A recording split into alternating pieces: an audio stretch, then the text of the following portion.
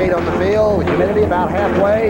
The wind won't hurt either kicker, and it is a beautiful sunny day here in Texas. And the Eastern Division, it's going to get tight. The Redskins are 6-1. Dallas and New York are 5-2. And as you know, the Giants and the Redskins play on Monday night. This baby's going to get tight.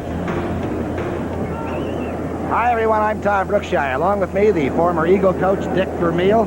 The injuries have hit the Dallas Cowboys. Obviously, Danny White will start at quarterback today after missing almost 3 full games.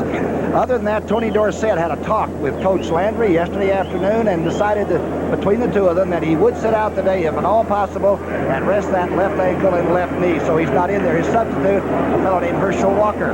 All right, let's talk about this. 31-7 the score between these two teams the first time. Is that a good sign for Dallas, or is that a bad sign from a coaching viewpoint? Well, I think, Tom, actually, when the team beats a team soundly, the edge goes to the losing team because that motivates them a little bit more, and sometimes the winning team takes you for granted a little bit.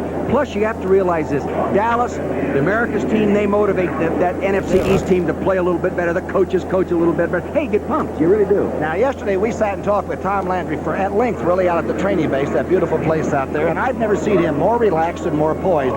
Did you feel that way, too, that he's confident about this team? Well, he says the team is deep. It has a chance to be one of his better football teams, but regardless of being poised and relaxed, there is a concern. He's concerned about Roy Green, number 81, the fine wide receiver from the St. Louis Cardinals. He's back and starting. And as you can see by this stat, he has been effective against the Dallas Cowboys. He is the Cowboy killer. Jetstream Roy Green's back. And back to run it back are Sekahima, the young rookie Samoan, and Eric Swanson, number 86. And, of course, Rafael Septien, one of the great kickers in this game, will kick off. And the crowd is on its feet, and this is going to be a loud and noisy one. St. Louis won the toss. How about this? They've won 8 consecutive games against the NFC East opponents the Cowboys had. The last loss last November when the St. Louis Cardinals under Jim Hamilton upset them. So you do not take anyone lightly. It's not too deep. Swanson. Good run back out to the 30-yard line. And the Cardinals scuffle a little bit on the opening kickoff return. Neil Lomax, 50 consecutive starts for this quarterback, the longest quarterback streak in the entire NFL. He's a good-looking thrower. Defensively, Ed Jones, John Dutton, Randy White, Jim Jeffcoat, all #1 draft choices of a few years ago. Hegman, Lockhart, and Jeff Rohr played very well at the outside. Walls and Fellows, Bill Bates is back, and Michael Down. That's a good secondary. 1st and 10. They have it at the 28. Great drop back. Lomax very calm. He has time. Point for Green. Off of number 24. Everson Ball's hands almost picked off. Tom, that's a way to let the defense know that Roy Green is back. Go after him right off the bat. Lomax will work with Stump Mitchell, who is now the back. No, the big fella's gone. Anderson's in New York. Earl Farrell, a very underrated fullback. J.T. Smith, and, of course, Roy Green. Up front, Sharp, Kennard, who did a pretty good job with Randy White the first time. Clark Bostic, Lance Smith, and Doug Marsh, the tight end. Lomax on 2nd down and 10.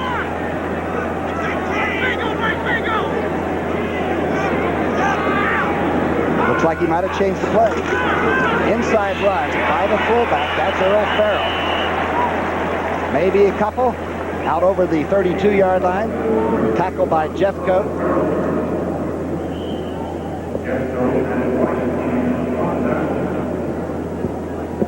You know, right now they find themselves in the 3rd and long situation, and this really is where Dallas has been the best, Tom. They're very good on 3rd down defensing. They've only allowed the opponent 34.7% conversion on 3rd down. It's tough to move the ball on 3rd down. And they're experienced. 3rd down and 7. The shotgun. From the up position. Lomax now being chased out. Ed Jones made him throw the ball out of bounds, intended for number 84 on the outside, J.T. Smith. That's a defensive roar from the crowd. Ed Jones ought to get credit for playing pass defense on that one, Tom. Good rush, good upfield move, and he's so tall at 6'8". When he puts his hands up, it's like trying to throw over the top of a telephone pole, and there's no way you can throw the ball accurately. This will be Greg Cater's third game for St. Louis. Did a real good job kicking the ball for them. Gordon Banks back to return for Dallas. Look at Cater just sneaking a peek out of the corner of his eye to see if the rush is coming. You know how Cowboys love to block punts. Return is on. This is a good hang time. It's a very high kick. Banks moving up to fair catch it, and does with a good catch at the 31. A 5:09 hang time. And here comes Danny White. He missed Denver. He came in last week for the last play or so to get ready for Septien's field goal, but he has been hurt with that little groin pull. Closby, Galloway, and Bubba Baker at defensive end. They're playing the 34. Freddie Joe Nunn, E.J. Jr. has bad ribs. He'll play. Noga and Charlie Baker. The secondary, Washington and Mack, Leonard Smith and Lonnie Young, they will be tested a lot by this man.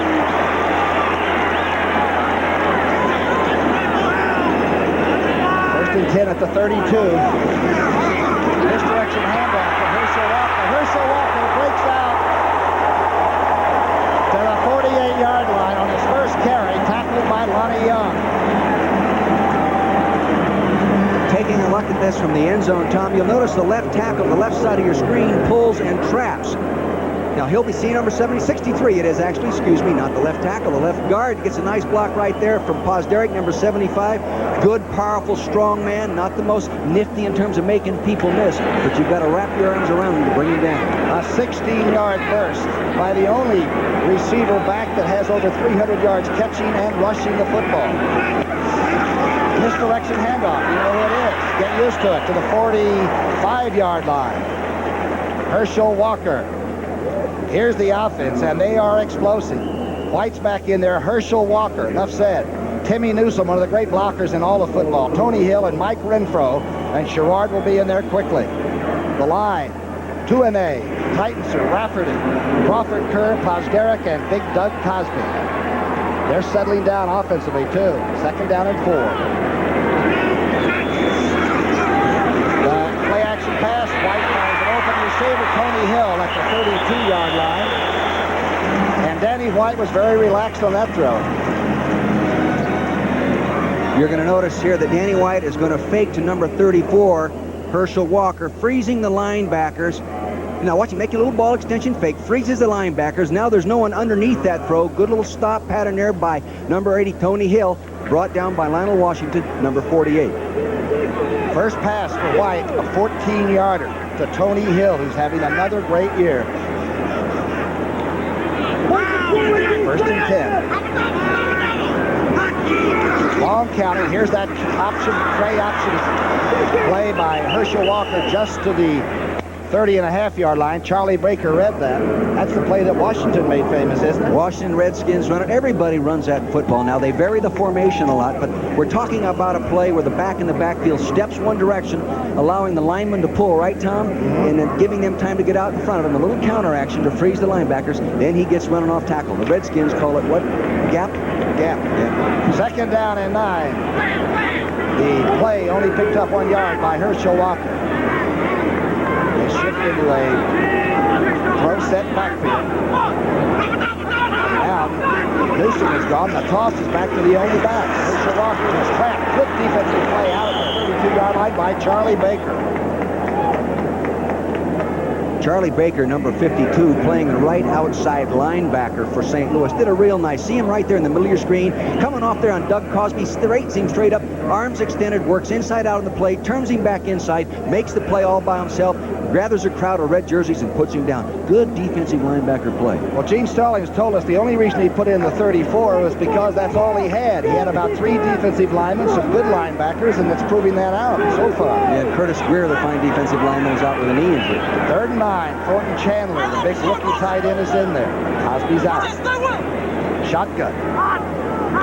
Uh-oh. Looks like Galloway may have jumped. Or Stafford Mays. That's one way to get on television. Whoop, excuse me. Gene Stallings is not going to like this way. Penalties have been killing them. Encroachment, number 76. That's Freddie Wyatt. He's the head man. You can see that Gene Stallings completely agrees with the officials. I can't understand why a defensive lineman lined right up in front of the ball. He's close enough to smell it. and it doesn't move, he goes offside. I don't know, he's got to be listening to the quarterback's cadence. 3rd down and 4. Pretty good opening drive here. The first time the Cowboys have touched the ball. They moved right on down on Herschel. Walker's running in one white pass.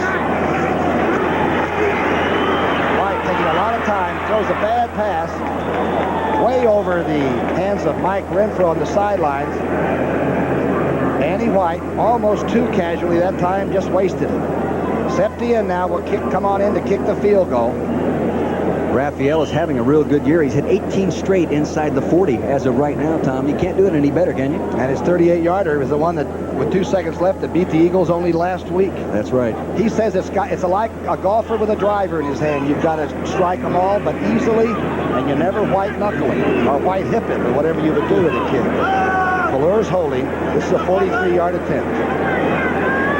He's missed his only attempt from this distance this year.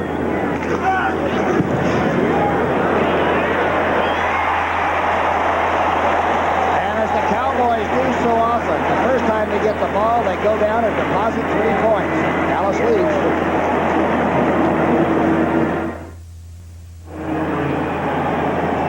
.9:57 left in this first quarter. Cowboys have 3. You can see Herschel Walker and Cosby and Tony Dorsett right there just in case, but he really wants to rest that knee and ankle and be ready for the stretch run when the Cowboys hope to go to the whip and right into the playoffs. See Tony D out there? They're 2 of the great running backs you'll ever see in a football uniform. They're standing together. Yeah, I know it. I tell you, that would have to give you great confidence as an offensive coach. Wouldn't it? Your IQ really goes up. Septien's field goal, kickoff, very short, taken at the 18-yard line by one of the upbacks.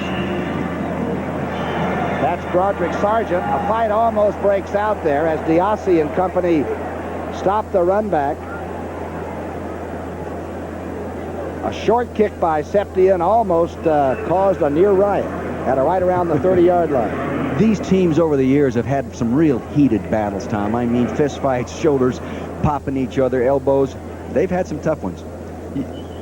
From the left of your screen, you're going to see some contact made with other than a shoulder pad. Now it's up on the top of your screen. Here it is. There's a push in the mush. Oop, bang. Yeah, I'm going to take that one, Vince says. Oop, here comes back. Now he'll come with a left hook. Oh, no. Diassi came over to play Sargent at arms. There's always somebody that wants to help you out. So glad they were around when I played. First down and 10. The ball's on the 30-yard line. The toss back to Stump Mitchell.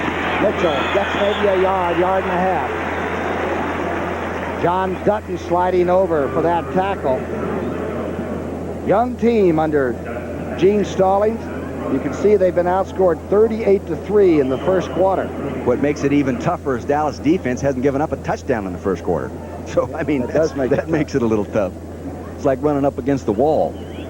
Boy, we sure had a good visit with Stallings on Friday. We went in and watched the St. Louis workout. He likes people that hit first, and then he'll try to make talented football players out of them. His priorities are a little different than some. 2nd down and 9. The ball's in the 31.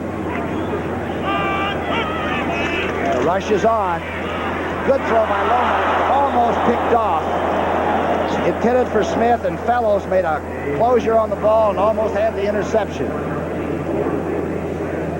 You're going to see Bill Bates, number 40, sneaking right up here from his safety position and put good pressure on. He's picked up, but the quarterback is forced to throw the ball quickly. Now watch, see, there he comes. He's picked up. Wham! He lets that thing go in the slant, almost intercepted by Fellows, number 27.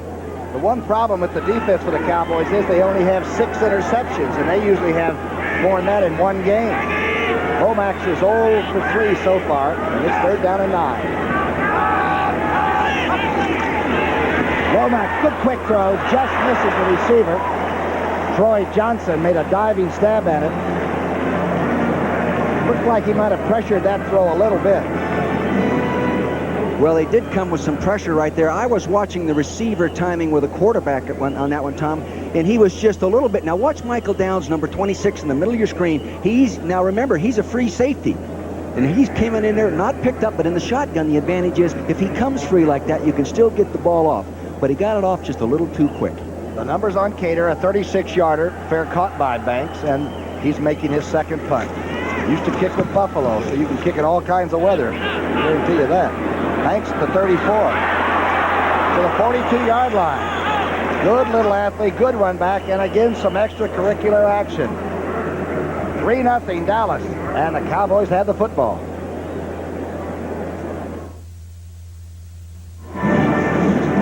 There's absolutely nothing like Texas football. This is a place most people in America could close their eyes and visualize Texas Stadium and the Cowboys against the Cardinals. Tom Brookshier and Dick Vermeil, and boy, we're happy to be here. How about that new training facility, Tom? How about that new facility they took us through yesterday? Well, Tex Ram said everybody's going to be jealous, but he said they always are anyway. We might as well build the best. It's beautiful. 1st and 10, the ball on the 42. Good field position again for Danny White's offense.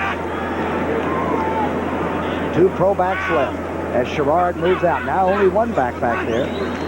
And that's Herschel Walker gets the toss and also gets a headache just shy of the 40-yard line as Noga came up very quickly. Nobody fooled on defense. Nico Noga. I had a nice visit with Nico Noga in the locker room there Friday. He's from the University of Hawaii. He started there all 4 years, Tom. Actually made all conference as a freshman. I don't know how tough he is, but look at that expression right there. He looks tough. He said, don't call me Nicky. My name is Nico. Nico. I said, whatever you want to say. Yeah, whatever you say is fine with me. 2nd down and 12. The ball's on the 39-yard line. Danny White's changing, shifting a million different fronts. Those Cardinals are going to see different formations. Straight drop back. Danny White really taking his time setting up, and he's got all day. Now tries to get it across to Tony Hill, who's bounced around at the 43 by E.J. Jr. And that play looked like it broke down from the first snap. I actually think there was a mistake made in the pattern, Tom. I think Danny was looking back to throw back deep, and there was no one going deep, and someone running a crossing pattern rather than going deep. Hackett's influence, the offensive coordinator, takes the Cosby and the tight end sort of out of the pass offense. That's unusual for them. Dallas, well, yeah. You know the tight end's always going to catch some balls, but not like they have here in the past. You can reflect back to the 49er tight ends, Tom. They're not the 50 and 60 receivers, and Hackett came from the 49er approach. 3rd down and 12. Shotgun. Herschel Walker's in the slot to the bottom of your screen. White's being rushed this time. He gets away, and now he fumbles the ball. Stafford Mays is chasing it down, and the Cardinals have the football. Crosby caused it. Let's see who recovered it on the bottom of there. I believe Anthony Bell, the #1 draft, came up with the football on the artificial surface.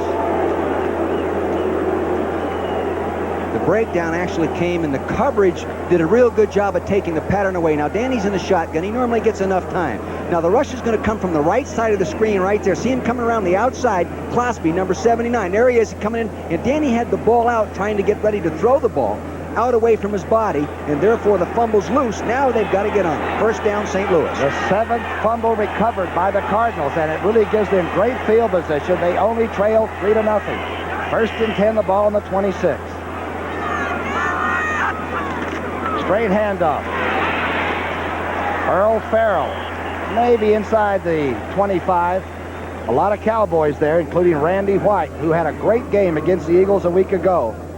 Tough to make a living running inside against that defense. That Eugene Lockhart, number 56, the big, strong inside linebacker, is really starting to come on in the mold of the 3 previous fine inside linebackers in Tubbs, Jordan, and Brunig. He is going to be in that same class somewhere down the road. Yeah, they haven't had many, but they've all been quality. Yes, sir. A ground level shot of 2nd down and 9 facing these Cardinals. Call the ball on the 25. Lomax moves his receiver. Now he has some time because he had time to throw it. It's batted down by the linebacker coming in, Mike Hegman, and it never got out of the pocket. If you set up short from a quarterback standpoint, Tom, and don't get rid of the ball, guys like Hagman and the Dallas defense getting penetration, they get to you. If you're going to set up and hold the ball, you better set up just a little bit deeper than 5 or 6 yards off the line of scrimmage. There's Hagman. He bats it with his left hand, just like playing volleyball on the beach. 11 years as a Cowboy, and boy, he's played well every year. He remembers the Super Bowl. That's what they want to do. 3rd down and 8. Ball is on the 25-yard line of Dallas. Lomax, does he have time? He's got an open receiver and misses Green in the end zone. Roy Green ran the slant out and was wide open and simply overthrown. You can see that Roy Green has the speed, and as Neil Lomax told us the other day, he is so excited to have that kind of guy back because it makes practice exciting, and it gives you confidence as a quarterback when you go back to throw that you have a guy with the ability to get open and also get the big one. John Lee, the rookie from UCLA, your old school, Dick, had a little trouble getting adjusted. He's had some problems, Lloyd. He was a great kicker in college. I mean, unbelievable stats in college, hitting 86%. This is a 42-yard attempt. It's smothered. Lee is running tackle at the 34. Flags are down. Flags are down. The flags are down. Michael Downs tackled him. Wyatt will figure this out. It looked like Kent Austin, the quarterback, number 16. Holding against St. Louis. The Cowboys have held. Can Stallings get a penalty if he steps out too far on the field? Yeah, you can, but not in that situation, normally talking to your own player. But they've had a lot of problems in this field goal situation. Holding, number 24, decline, first down. Number 24 was holding on that field goal attempt. That's Wolfley. You can see right there, actually it looks like it gets down all right. The whole timing of the whole play was wrong. Boy, Fellows was in there so quickly, Wolfley barely had time to hold him. 3-0 Dallas.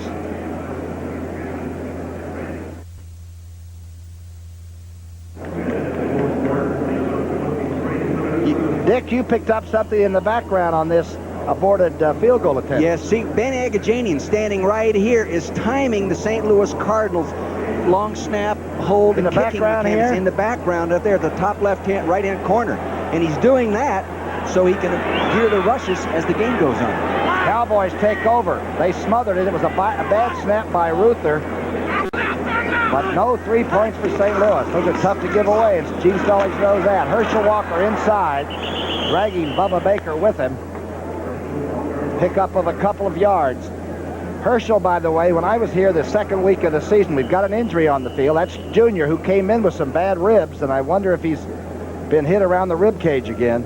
The only thing he said on the field the other day, he says, Coach, there's no way they're keeping me out of the Dallas Cowboy football game. And that's really the mental approach that the NFC East has in regard to playing the Cowboys. They all want to carry their best effort in against the Cowboys. And Junior, of course, has really been playing outstanding defensive football. It looks like it's a little Remember, more than next Sunday on CBS, that's right, Dallas against the New York Giants at the Meadowlands. It's going to be some battle. A lot of great players will be on the field, or you might see the Eagles against the St. Louis Cardinals that are here today. Minnesota against Washington, a good lineup. It all starts with the NFL Today, the studio back in New York, and then right here on CBS.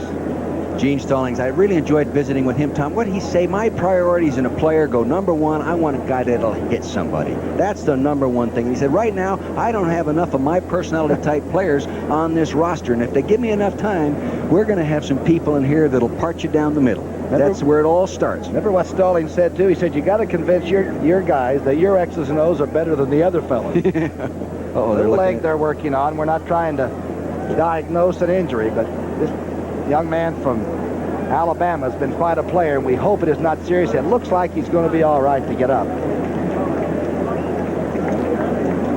He'll get a good hand from the crowd here. These people like good football and good clean play. E.J. Jr., he's lined up right here on the left hash mark as we look at it, playing linebacker. Let's follow it and see if we can find out what happened. He approaches the guard there right now. Now tightens her, goes underneath it, and you can see his own offensive lineman came in from behind and fell in back of the knee, Tom. And that's always the worst kind. You don't see that one coming. Galloway just happened to fall on one of his own teammates. It's amazing to me that we don't have more injuries. The tremendous contact and speed. Ron Monaco, number 59, will try to replace E.J. Jr. Walker now has 24 yards on 6 carries. And second down and 6. Ball is on the 38-yard line. Dallas has it in their own territory. Danny White missed the Denver game, the Washington game, and all but about one play of the Eagle game. Play action pass, great fake. receiver, Sherrard, and he catches the ball.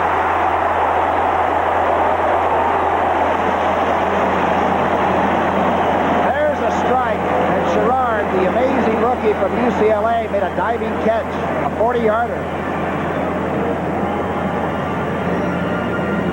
You're going to see right here Michael Sherrard come down here and make a little post move and head down the hole with the play action freezing both linebackers inside, so there's no underneath help. Now look at the play action.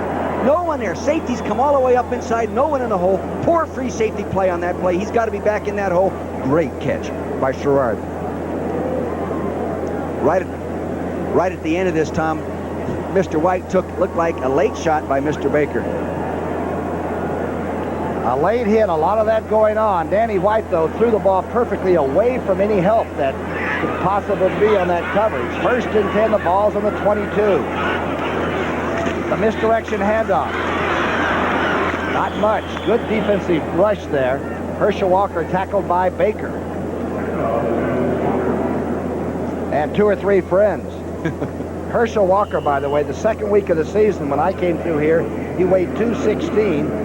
Yesterday he weighed in at 223, so he's getting his weight back up to that 225, where I think he feels just as fast and a lot stronger. You know, the thing, you're talking about getting stronger. I think this is the kind of guy, kind of running back, that if he carried the ball on into the 4th quarter, getting into his 25th, 26th rep, he'd be even running better at that time. And maybe a long one. He's got that 9 100-yard dash speed. 2nd down and 10. Newsom is gone. Everybody is, except Danny White and the ball. Now he's going to run with it. Now he throws it on the run. Did he cross the line of scrimmage? It's going to be close. The flag is down. Intended for a Renfro, but I believe the quarterback crossed that line.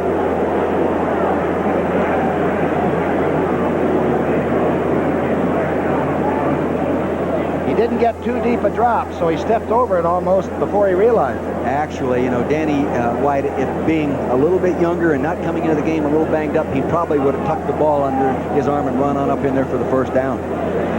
Yep. We have passed beyond the line of scrimmage, number 11, 5 yards, loss of down. The ball was on the 22-yard line. He throws the ball from the 20-yard line. Now follow Danny to the right middle of your screen. He's coming back. He sets up nicely. He sees a hole develop inside. Now he gets anxious and starts running. There he is, throwing at about the 20-yard line. Can't do it, Dan. Loss of down is the big item there. It's 3rd down and 13, and suddenly the Cowboys are in shotgun. The rush is on, and White tries to get it off. Tony Hill tries to come back for it. It's knocked away by Wayne Smith. And Danny White is getting up again.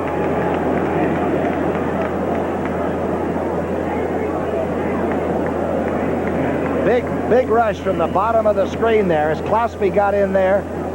Danny White stayed in there, bravely tried to get the catch. I'll tell you this, it was really close downfield to being pass interference. There was more than just mutual contact made by both. They were fighting all the way down. Come on, they were both going for the ball. That's pretty good coverage down there. I thought Wayne Smith did a good job. A 43-yard attempt by Septian. Of course, he made the one earlier in this game from 42. Kalur's holding. Guess what? The smaller man, the great athlete from Mexico City. He struck gold again. It's 6-0.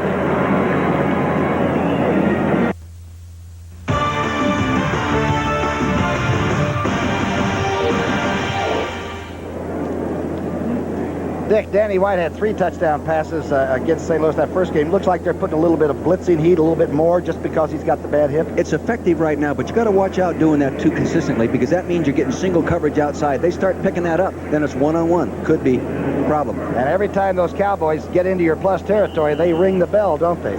Got a little blood off the chin there. The quarterback. Everybody thinks it's glamorous. Sometimes it's very, very tough. That's Swanson at the goal line. Swanson out over the 20, gets a good block and makes it to the 30.5-yard line. Good run back by the young Cardinal. Michael Downs forced him out. Next Saturday on CBS, great names come back-to-back. First, Heisman hopeful Vinny Testaverde, and if you haven't seen him do it, and the #1 ranked Miami Hurricanes host Florida State. Then the Los Angeles Lakers and the Houston Rockets stage a heated rematch in the season premiere of the NBA on CBS. You talk about some athletes. Don't miss that one either. St. Louis has had 5 total yards in 10 plays and no first down. Ball's on the 30, 1st and 10.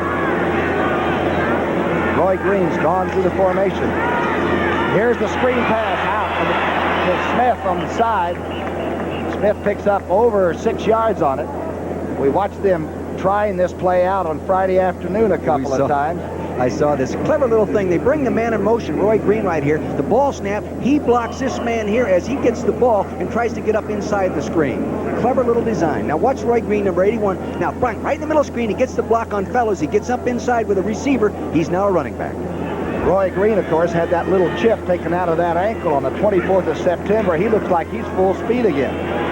Stump Mitchell with the carry. And the Cardinals get the first down as Lockhart makes the tackle. Nice blocking by Doug Marsh, the tight end, number 80. Did a good job of blocking on Jeff Rohr, number 50, the outside linebacker.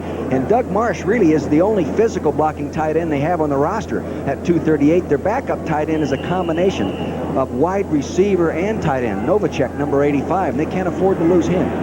Stump Mitchell is a small man, but he's got a heart as big as a watermelon, you know, over a 5-yard average in this league. And he gives you everything he's got. 1st and 10. The first one for the Cardinals, and they're at the 44-yard line. The blitz is on. Lomax reads it, gets it out to Green. Carefully, very carefully run out at the 41-yard line by Walls, who made sure he used the sidelines.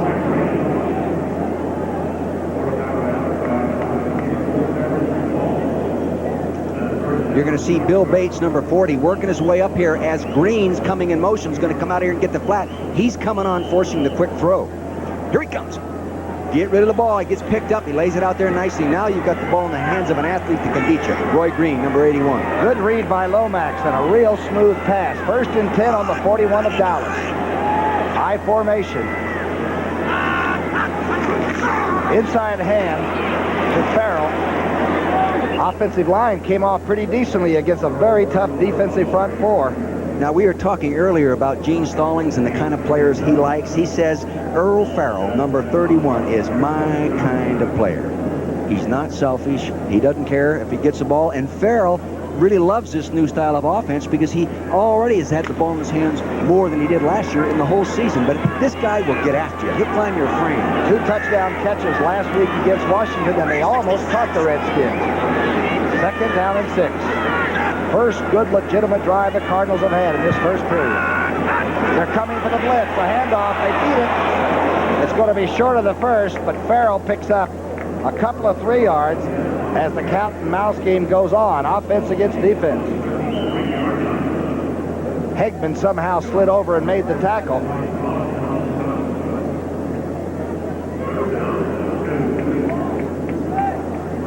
The Cardinals are not a great road team. They've lost 10 of their last 11 on the road. But Stallings is a new coach, and they've got a new program. 3rd down and 2. Cardinals need this one.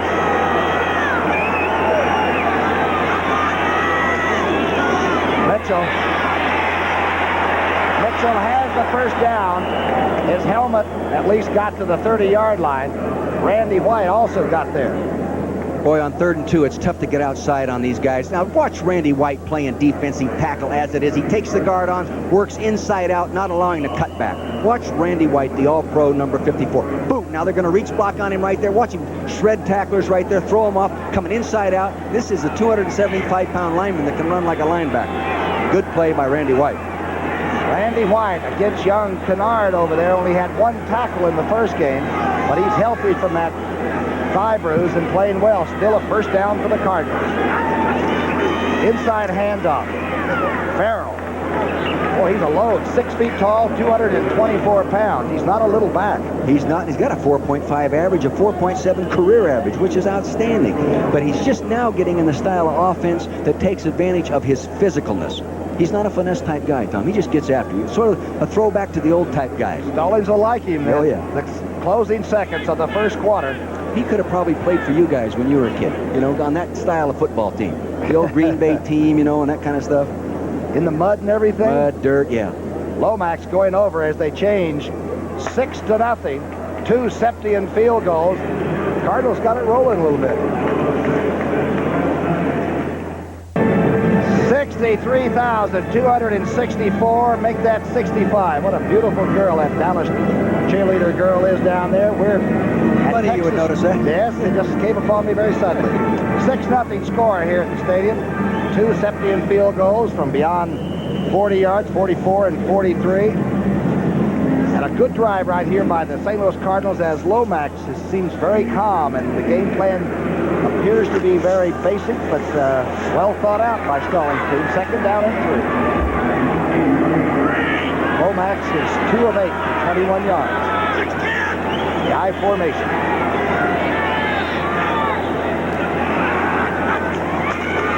The reverse to number 80 coming around. Doug Marsh breaks the tackle inside the Dallas 20 with a leap to about the 18-yard line. Pretty good play, the tight end around. That's the first time I've seen a true tight end around this year. Scores from elsewhere. We'll just continually feed these through so you people are kept abreast of the action around the league. 1st and 10. A good drive by the Cardinals. And they trail, as we said, by only 6. Lomax is a flamethrower. On 1st and 10, will he go for it?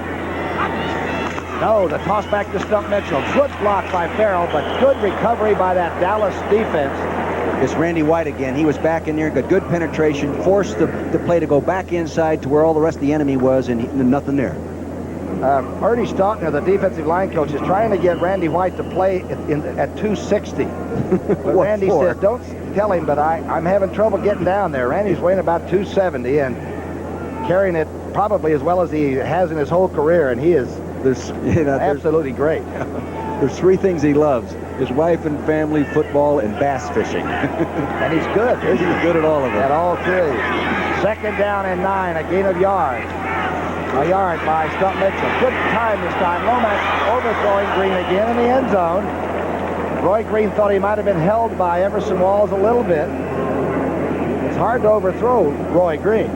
They were coming after him again with everybody that time. Therefore, they were singled up, and Roy Green was singled up. And so far, they've missed him twice by overthrowing him. Lomax has got it probably just out of rhythm, out of sync a little bit with Roy Green. In the last 6 quarters, make it 7 quarters now, Lomax has had 5 touchdowns, so he's beginning to get it humming a little bit now that they've learned to know one another under the Stallings system. 3rd down and 9. This drive started on the Cardinal 31. This is a good drive. Shotgun. Lomax with a lot of time and an open receiver, and it's knocked away. Farrell couldn't hang on, and I don't see any flags now. Jesse Penn really stuck the receiver. For a moment, it looked like it had touchdown written all over it. I think he came out of the right wingback spot in the shotgun formation. They went a coverage toward the slot and therefore singled him up down the hole.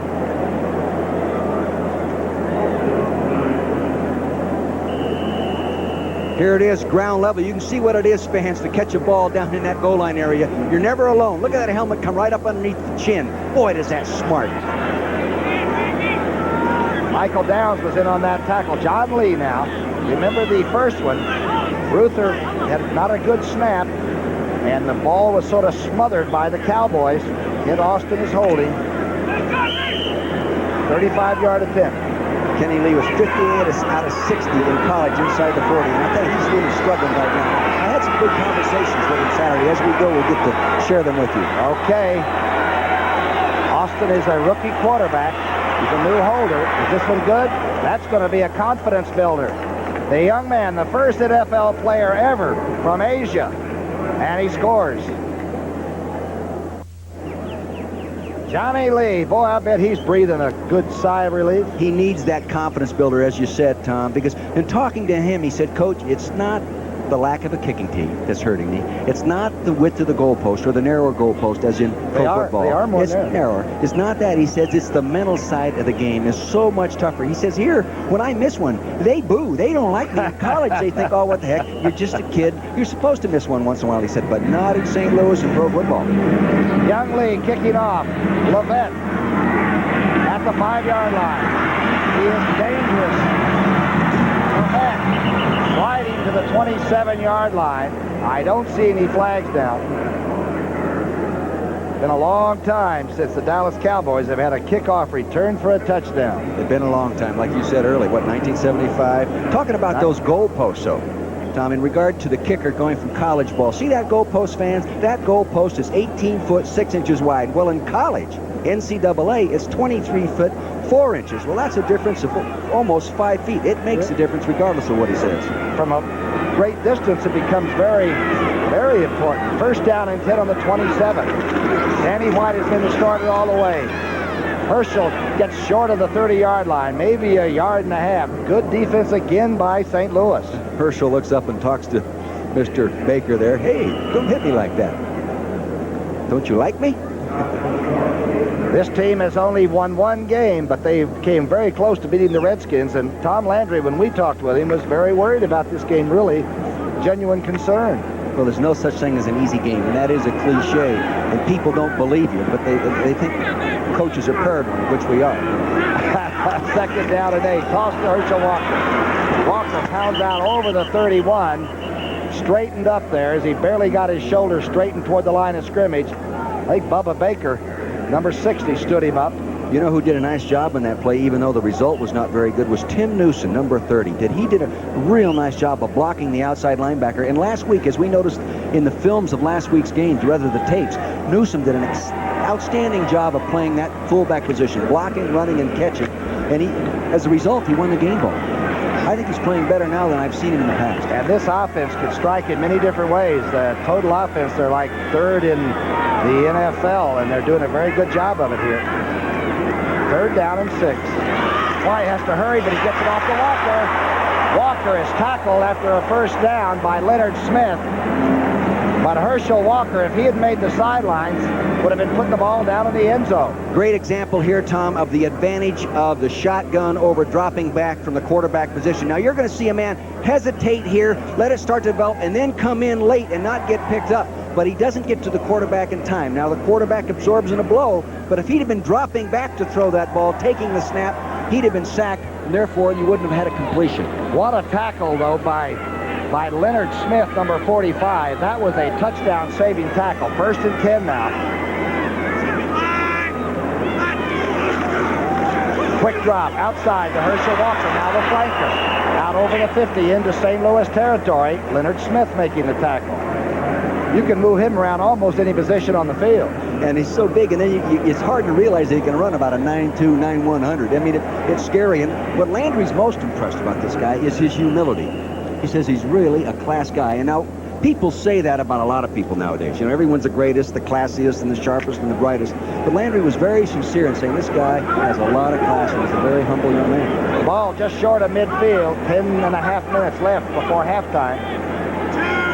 6-3 ball game, Dallas, and Dallas is trying to get something started. It's a good guy to start with, Herschel Walker. Just short of the 45 of the Cardinals. Doug Cosby went in there, the big tight end, at 6'6", and went in and trap blocked the nose tackle, believe it or not, and gave him a good belt, but the play still broke to the outside. Cosby, you know, he isn't as dominating in the passing game this year, having only caught 14 balls to date. Whereas last year on the season, he caught 64. And, you know, we're almost halfway through the season. And he's the kind of guy, hey, Tom, captain in college, captain in pro football. Must be a real solid leading type person. And that Chandler, that backup rookie, is a great-looking tight end prospect, too. Second down and 5. A deep team. Playing a team that's 1-6 but dangerous. The fake reverse, and now the screen outside here. This is Levette. The rambling wreck gets almost to the 35-yard line. Leonard Smith making another tackle. A little bit of Dallas trickery. Let's take a look at Danny White, the quarterback right here. Now follow him as he goes ahead and executes a beautiful fake. Note what he does with the ball here now. Now watch him right here. Now watch him reach, hand fake, holds the ball right there in his belly button. Now takes it out, lays off the screen, gets a good block out there from Pozderic. He gets underneath Levette, number 29, makes people miss. Nice play. Good design, good faking. Old-fashioned faking. And he faked to Herschel Walker. Another first down. First and 10. Just short of that 35-yard line. Straight drop back. Going for it all. Wide open receiver and it's touchdown. Mark Sherrard ran right by the defender for a 36-yard touchdown reception from Danny White.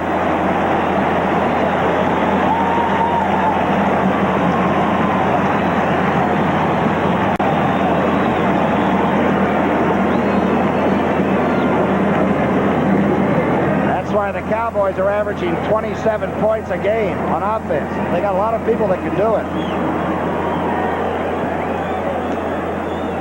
Number one will tack on the extra point. He told me the other day, this is when you have to concentrate. If you take extra points for granted, you can miss them. I know it. But believe it or not, Tom, people do miss extra points in the National Football League. Valor, the other quarterback, is the holder. There have been 22 of them missed in the league this year. This one is tall and talented. Oh, yes, is he gifted. Here we go, Danny White, middle of your screen, good pass, coming straight back. 1, 2, 3, 4, 5. He sets up, turns to his left. He knows where he's going with the ball all the way. Gets up here. Now watch Wayne Smith, number 44, got beat badly. He moves inside for the catch. Touchdown. The Cowboys with a back attack that inspires. The Giants with a defense that dazzles and revenge on their mind. A classic in the making next Sunday on CBS Sports. 6 of 9 for the man from Arizona State. 118 yards. The touchdown pass you just saw. That's his 11th TD pass of the year. As we said, he missed 3 games. Only 5 interceptions. A very good year for Danny White. Septian's kickoff. At the 4-yard line, Sikahima, the young man from BYU, has a lot of running room. Now he's finally corralled at the 27. Diassi in on that tackle, and Albritton. Taking a look at this touchdown pass, follow the wide receiver, Michael Sherrod, as he comes on, he works outside, and he gets down, and he separates downfield from the defender. Now watch him as he comes off. Now that's Wayne Smith, moves up now, he's inside out on him, covering lines. Freeze it right there, freeze it. Right here, he made a drastic mistake. He looked back at the quarterback, and you can't look back and run fast straight forward. Good separation made by Sherrod. Touchdown. You can't trust a quarterback. I try to tell all these young guys that. He took a peek. You know you can't take a peek. Sure. First and 10. The ball's on the 28. Lomax, though, is not to be snuffed away. Here's a blitz, and Lomax goes down at the 20-yard line. Gene Lockhart, the hitting machine. Mr. Lockhart, he likes to get after quarterbacks. Here he is. He's going to come after you. No one would like this kind of a guy coming after you. Number 56. Here he comes. Nice cross starts. He got held up. That left guard should reach over there and pick him up. He did not get it done. Sack. 29th sack for this Dallas team. They may break their old record, you know it. Gene Shilton, the left guard, playing in there as a backup guard, starting in there right now. Should have slid over there and picked up that stunt, Tom. Second down and 17. The Dallas defense playing hard. The quick draw, and back at the 25-yard line, he's hauled down. Randy White just jumped on Farrell's back. I'll tell you something now. It's almost unfair. Gene Shilton, number 58, a rookie, a number 3 pick, first center picked in the draft on Randy White. Really, I don't think he expected to be playing in there because Derek Kennard started at left guard, Tom, but Randy White really gave him a shot that time. Well, the scary thing is that White gets better as the game goes on. By the 4th quarter, you feel like you've been in a heavyweight boxing match. I'll tell you something. That Gene Shilton right now thinks he was. He took one right across the old chops. 3rd and 13. Neil Lomax does not throw many interceptions, but he's got to be careful. Good play. Roy Green has it at the 31-yard line, and 3 Cowboys ate him up. Far short of a first down.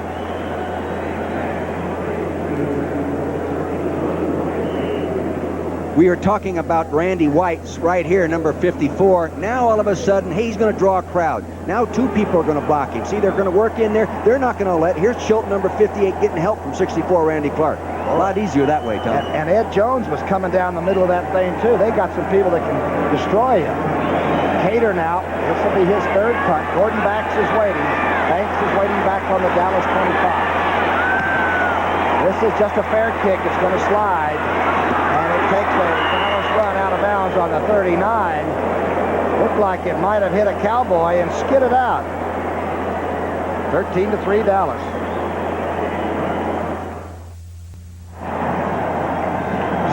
6:39 left before halftime. Tom Brookshier and Dick Vermeil at Texas Stadium, and they've been waving around this sold-out crowd, and the Dallas cheerleaders pepped up, and the 2 teams down below very, very serious.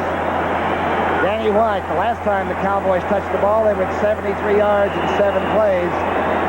The final 36, a pass to Sherrard by this man. Pretty good numbers. Cardinals aren't backing off yet. Pro set offense behind Danny White. Newsom gets outside and now lowers his head and picks up enough yardage to get to the 45. Dennis Thurman, the former Cowboy safety man, making that tackle. Looks funny in that red 32, doesn't he? The mobility of Herschel Walker. Watch him hit right in here like this, and all of a sudden, he's outside. Tom, he's not supposed to have that kind of mobility. Here he goes. He's going to do a good counter dive. Now watch him. He just bounces out along the line of scrimmage, and here he goes. Well, that's Newsom. That's not Herschel. Excuse me. Boy, he's a good ball carrier, too, though. A smart move for the fullback to bounce out there. They expect him to duck inside. Yeah, I thought it was Herschel. They're both so darn big. Give him 5 yards. 2nd down and 5. Walker's gone in motion. A lot of time for Danny White. Herschel Walker bolts to the 45. He was a great high school track athlete. I'm talking about Herschel Walker in Georgia. He ran the 100-yard dash in high school at 9-1. Then he won the 200-meter. Then he anchored the medley relay, the sprint medley, and then he threw the shot, and I think he high jumped. Other than that, he had a pretty off day. Coming from a family of 7 children, you learn to move quickly just to get to the dinner table, get your share. Good hands, that's right. 1st and 10. Walker has 3 catches for 30 yards. It's early. That's Renfro in motion. Great handoff. Herschel Walker gets a quick block on the outside. Newsom sprung the very fast running back with a real good block on the outside. They keep switching those backs around in the backfield. You really have to stay on top of it, Tom. This time, Walker was at the fullback position. You're going to see a block right. Now watch 53, Freddie Joe Nunn, the linebacker. Follow him. Now here comes a block. Boom, chop block, cut him down. Therefore, he's outside and running. Now a running back, or rather a defensive back, has to come up and tackle that big guy. Lionel Washington, number 48, gets him out of bounds. A 13-yard dash by Herschel Walker. 1st and 10 now. Another good drive, and Dallas very methodical looking because Danny White is really taking his time. Straight back. Oh, he's got some time. Overthrowing Renfro in the end zone, closely covered by a couple of Cardinals. Thurman being one of those. I think Young, probably Lonnie Young coming over from the other side. Total offense, Dallas with a large edge.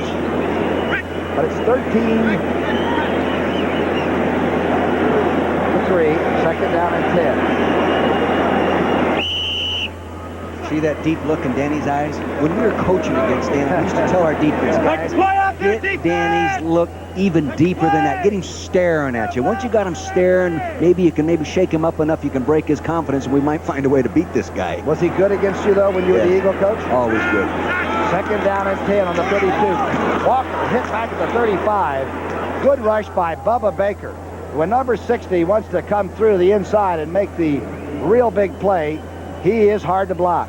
Yeah, he's quite a talker, too. I was in the locker room with him. He can lay some words on you. Believe me, he can. I don't know if he's auditioning for my job or what, Tom, but I'll tell you, he can lay some words on you. And he's a good football player, too. Well, he was one of the great, the Silver Rush boys when he was with Detroit before he came down to St. Louis. But at Colorado State, he was an All-American. He's a great talent. He had 23 sacks his rookie year. And that was 1978. So you know he can put the quarterback down. But he is a character to visit with. Third down and a dozen for the Cowboys. White throwing quickly and wide open is Tony Hill. The flag is thrown. May have been grabbing the receiver. Tony Hill looks like he was spun around. Let's see what Wyatt has to say about it.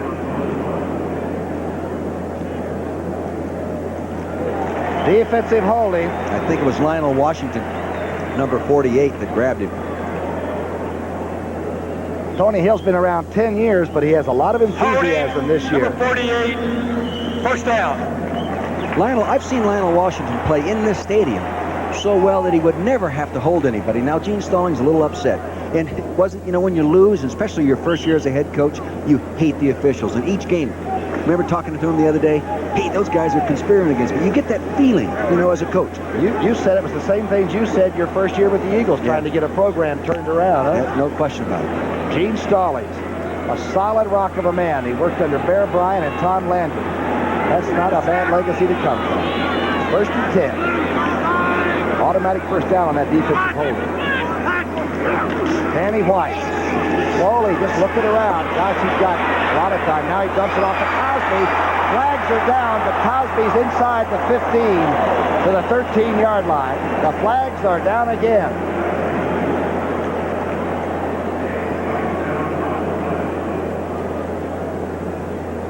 Defensive pushing. Stallings is really going to get upset now. No, in that first year when you're struggling, you're trying to get your program going and things go against you, they magnify in your mind. Decline, first down.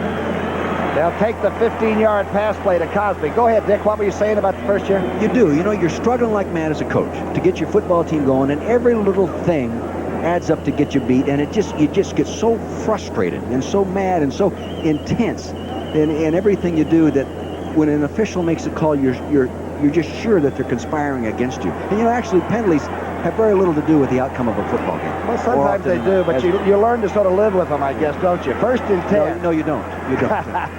White is 8 of 12, and he's going back to throw his 13th. And he misses Cosby and takes a shot. I think Galloway got a late hit, not a late hit, but a hit on the quarterback just as he released it. That's what you call a no-back attack. Galloway is really probably their most consistent defensive lineman right now. He's doing a good job. 22 tackles, 3 sacks, 1 forced fumble. He's doing a good job. They like the way he plays, and I think he puts this guy in the category. He's one of my kind of players in the new program. You know how effective this offense is inside the 20. Look at this. 25 of 28 times, 19 touchdowns, 6 field goals coming into today, and the other 3 were interceptions. That's efficient. Second down and 10. Just inside the 15 of St. Louis. White's changing. Too much time. Danny White's going to be mad at himself. He ran out of that, Tommy. He ran out of time. Actually, he had Doug Cosby in the backfield, lined up as a halfback, and was trying to get him to go in motion, and he waited a little too long to get going in motion. Here comes Herschel back. He's a good guy to send in when you're inside the 20. That raises your odds of scoring, too. How about when Dorsett can't play for you, one of the great runners, and the substitute happens to be a fellow named Herschel Walker? That's a little bit of depth, the skill position. I never experienced that problem. I did in college. Not in pro football. Second down and 15 facing Dallas. They're on the 19 now. May not help you.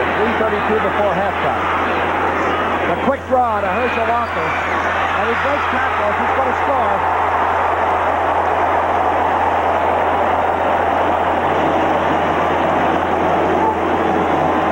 Noga, the linebacker, had 34, and then he didn't have 34.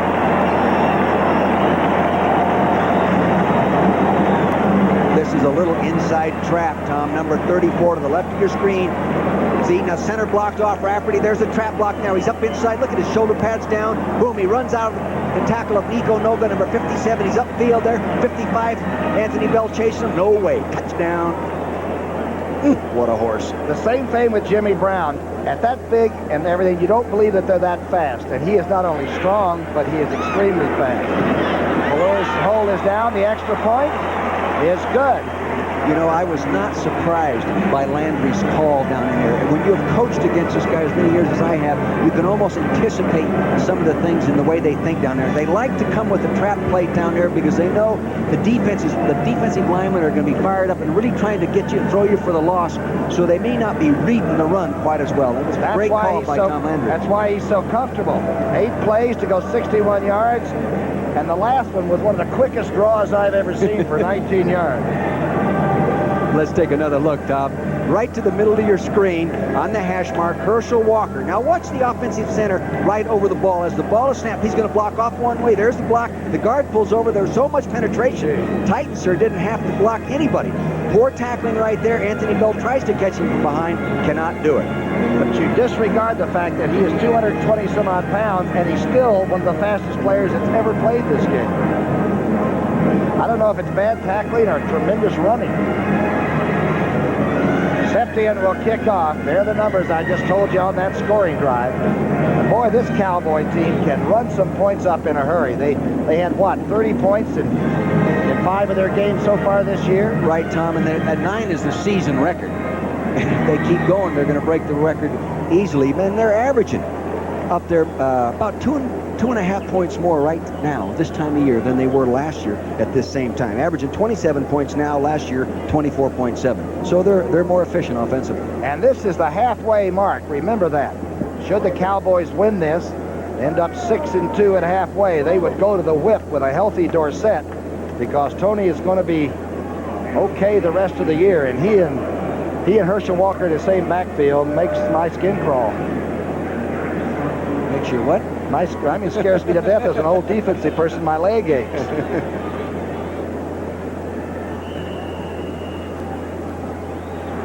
Sikahema, the young BYU running back, will get a shot. He's left his field goal at the yard deep, and here he comes.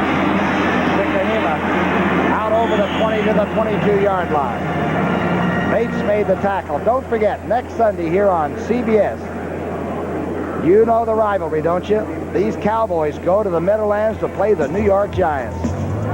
And Sims and company, and they've got a good team. And you know how Tom Landry likes to win against the Giants, his old team. With Herschel Walker now, he might, but look out. Who's going to block Lawrence Taylor? Giants, Cowboys, right here on CBS next Sunday.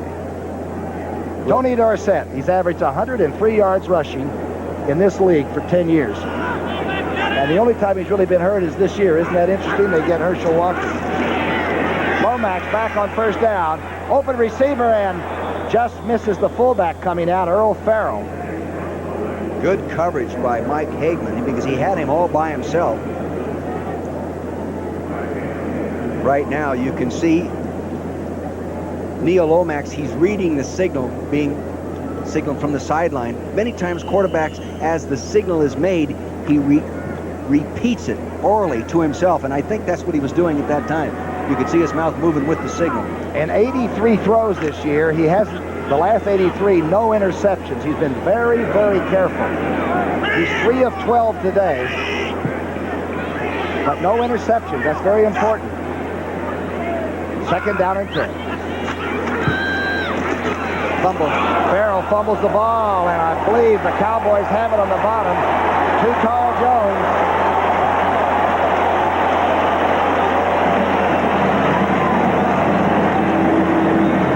It's just a direct handoff.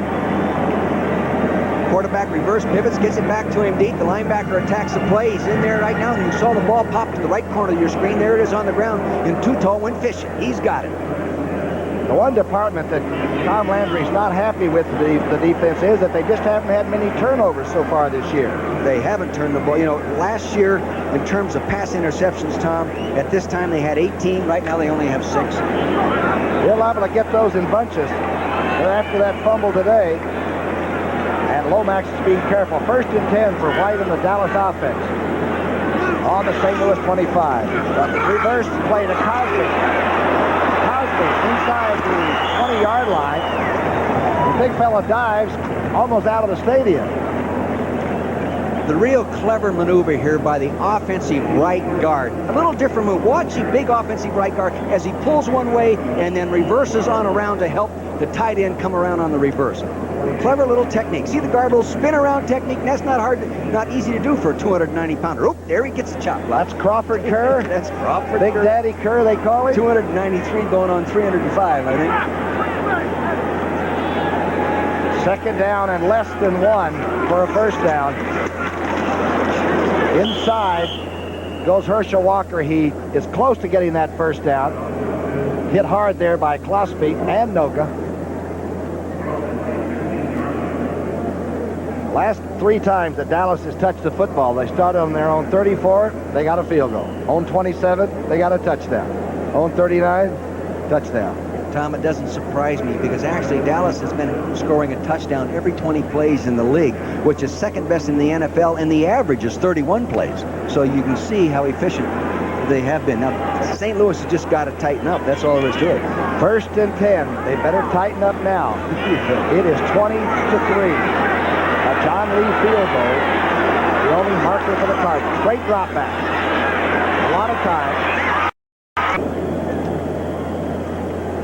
The 2-minute warning as the Cowboys driving for another one. It's 20-3.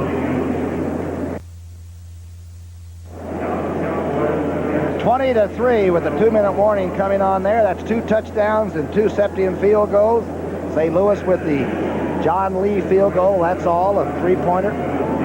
Timeouts remaining. St. Louis 3, Dallas 3. Rather academic, but you know the Cardinals spotted the Redskins 28 points and came back and almost won it. The last play of the game, they were down on the 11-yard line and lose it by 28-21.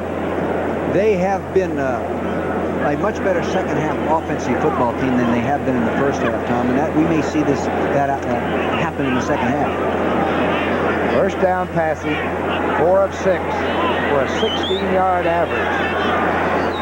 Right frequency, huh? Second down and 6. A lot of time. Boy, no pass rush on Danny White.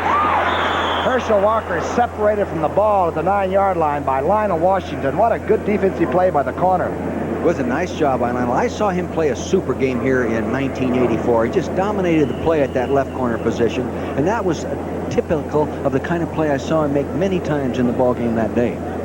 You can see him right here. Now here comes the throw right at you. You're going to make the catch. No, you're not. Here comes that defensive back driving, and you notice how he put that right hand right out across in front and hit the ball as well as making the tackle at the same time. When you tackle one of the greats in the game like Washington just did, though, you remember that forever. He took the ball right out of Herschel's lap. Good play. Third down and 6 facing Dallas. Now Danny White complains that he can't see, or he's going to call a timeout, is he? He was running out of time. He couldn't get the play off, Tom, so he had to. And he was complaining. I think he felt that they started the clock too soon on him. Running out of time. That's what Vince Lombardi always said. Remember that? The late Packer coach? He never lost a game. He just ran out of time. Scores elsewhere. New Orleans playing the Jets tough today, 28-23. Jim Mora doing a good job. Here, though, we've had a tremendous offensive performance by Danny White and the Dallas Cowboys. They've just sort of taken this first half and not allowed St. Louis to put the ball in play very many times. Very meticulous. Just boom, boom, boom. And then the one big play and the one error by 44, Wayne Smith, when he was covered man-to-man. He has him covered, and then he looks back to the quarterback he's doing, and you know what he was doing? He was throwing the ball to the guy who was covered. And then Sherrod separated, he goes in for the touchdown. You know, you and Stallings had something in common when you said that if you don't have the greatest practice facilities and things, like maybe St. Louis is not quite in that category yet, when you're going down to play the rich guys, you can almost get your team up into a lather, can't you, by saying, wait till you see the way they live down in Texas. Huh? We used to always try to build the hate factor in regard to Dallas because they were so good and so well organized from Tex Schramm and Gil Brandt and those people that it's easy to motivate your football team. Here we are, just street fight guys with our blue collars on, no ties and holes in our socks. We're going down and play these rich guys, you know. We'd use that approach. And actually, it doesn't take long. You do learn to hate them, you know. But no longer now. I love them. I love them. Man. Third down at 6. I won't give you a lie detector test on that one. You coaches never forget. Danny White starts the motion. And he has time to throw the screen to Herschel Walker. The flags are down. Herschel Walker gets to the 5-yard line, but the flag is thrown on the 18-yard line of St. Louis. Bubba Baker making a pretty good tackle.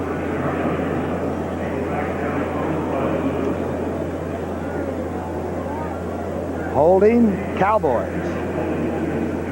In a moment, we will emphasize the perpetrator. The only guy that could really hold in a screenplay going that way would have to be Fosderick, number 75, because the other people were coming out in the screen. Let's see who it is. Holding, number 75, third down.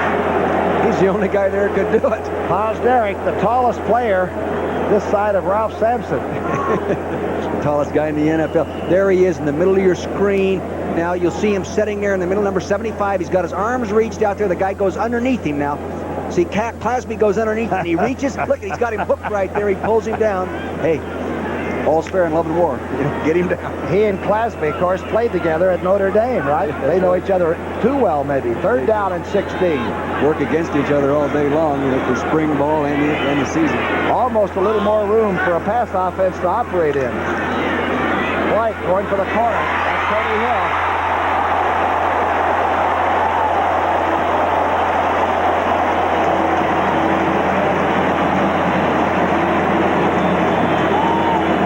Hill, the slant out, a 20-yard touchdown reception for number 80. Super execution, Tom, of quarterback, wide receiver, timing. Actually, Washington did a pretty nice job of physically covering Tony Hill, but the ball was put where he couldn't get to it, but the receiver could. And no pressure on Danny White. He has so much time now, he could almost get his nails done before he throws it. Septian on the field.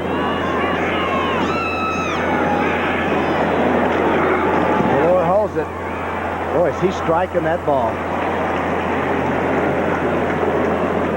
Here's Danny White going to go straight back. See the rush starting to develop. Good spin techniques going on inside. He has all the time he needs. Now the ball's going to be going to the left corner of your screen. And there he just broke for the flag at the last second. Touchdown. Tony Hill makes another great catch. 27-3. Tony Hill does a super job of working down in and then bringing the defender Washington to the inside and then breaks at the last second for the flag. Watch how he does this. Now, here he is. To see him work inside, gives him a little stick right there, gets him to freeze, comes back for the flag, and the ball's right where it had to be. Pretty darn good execution. Third touchdown reception of the year for number 80. Looks like he's getting new line. Sikahima, the rookie, out over the 25. To the 28, a good run back by the young Cardinal. Bill Bates collared him there. Don't forget, coming up at halftime, Brent and Irv will be joined by Hank Stram. Henry's back in the studio in New York. They'll get you up to date with all the scores and highlights from around the league. That's coming up at halftime. Brent and Irv and Henry Stram. There's Tony Hill. There's a great team. Now, Danny White throws a touchdown, one pass every 11th completion, and old Tony Hill catches one in his career. Believe this or not, Tom, once every, let's see if I can find it on my card as I look, once every 9th catch. Can you believe that? 51 touchdown receptions in his career here in Dallas for Tony Hill. Out of Stanford. Lomax on 1st and 10. Ed Jones spiked another pass. He gets a little penetration and then cuts off the whole field of vision. He's already spiked 58 of those in his career. That's his 59th, and very few defensive linemen even come close to spiking as many balls as he does. He's just so tall. If he gets with his power rush, he's not going to beat you with a speed rush, but if he gets upfield 2 or 3 yards and then raises both hands, you just can't get over him. And he's playing a little bit lighter this year, because of the age, and he's playing what he thinks to be as quick as ever. Dallas with 240 yards total. St. Louis only 65. Roy Green makes a diving grab at the 36. Jesse Penn in there standing over him. Now the hurry up by St. Louis. They trail 27-3. Boy, a touchdown now would send the Cardinals into the locker room with renewed vigor. First down reception just at the 40-yard line by Farrell. Lomax bringing him out quickly now.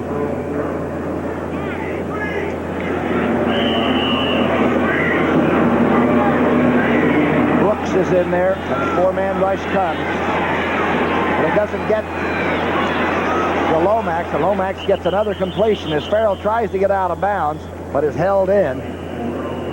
Lomax is doing a nice job. See, Dallas is just sagging back as any team would at this time, playing the zone, forcing you to throw in front. But pretty quick, if he's going to get something in terms of field goal position or touchdown, he's got to let the ball go downfield. Don't forget, here on CBS next week, nobody's going to forget this. We're not. Starts with the NFL today, and then Dallas plays the Giants. Let's face it, that has always been a titanic struggle, and this year it might mean the whole thing. You know, should the Giants beat Washington on Monday night and Dallas win this game, there'd be 3 of them tied at the top of the NFC East. This is all next week. What do you think about this ball game next week, Dick? Well, you know, the Giants are so tough on defense. I mean, they're almost impossible to run on. They're giving up about 50 to 60 yards. I don't know what the exact yardage is. They're so tough. They force you to throw. Have they seen Herschel? Have they really seen the Herschel Walker yet that we're now seeing? To me, Herschel looks better than we saw him in the second game of the season. He's not I don't think he's selling out speed-wise real early. I think he's retaining a little quickness, getting a little wider base when he runs and getting ready to dart one direction or the other, and then once he sees it, then he's turning it around. He had a good Monday night game against the Giants that first game, but now it's making sense. It's not just raw talent. It's a tremendous offense around number 34, too. 2 timeouts left for St. Louis. No use taking those into the dressing room. They don't go to the bank. Lomax finds the receiver, and it's knocked down, almost intercepted by Jesse Penn. Look at him. Jesse doesn't like that one.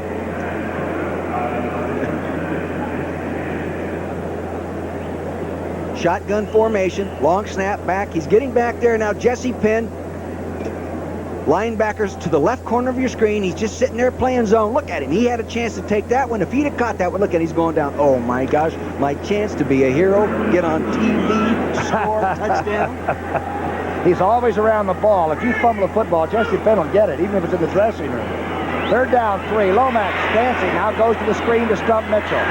Stump, with some good running room, gets out of bounds and is hit, but I don't believe late, by Johnny Holloway.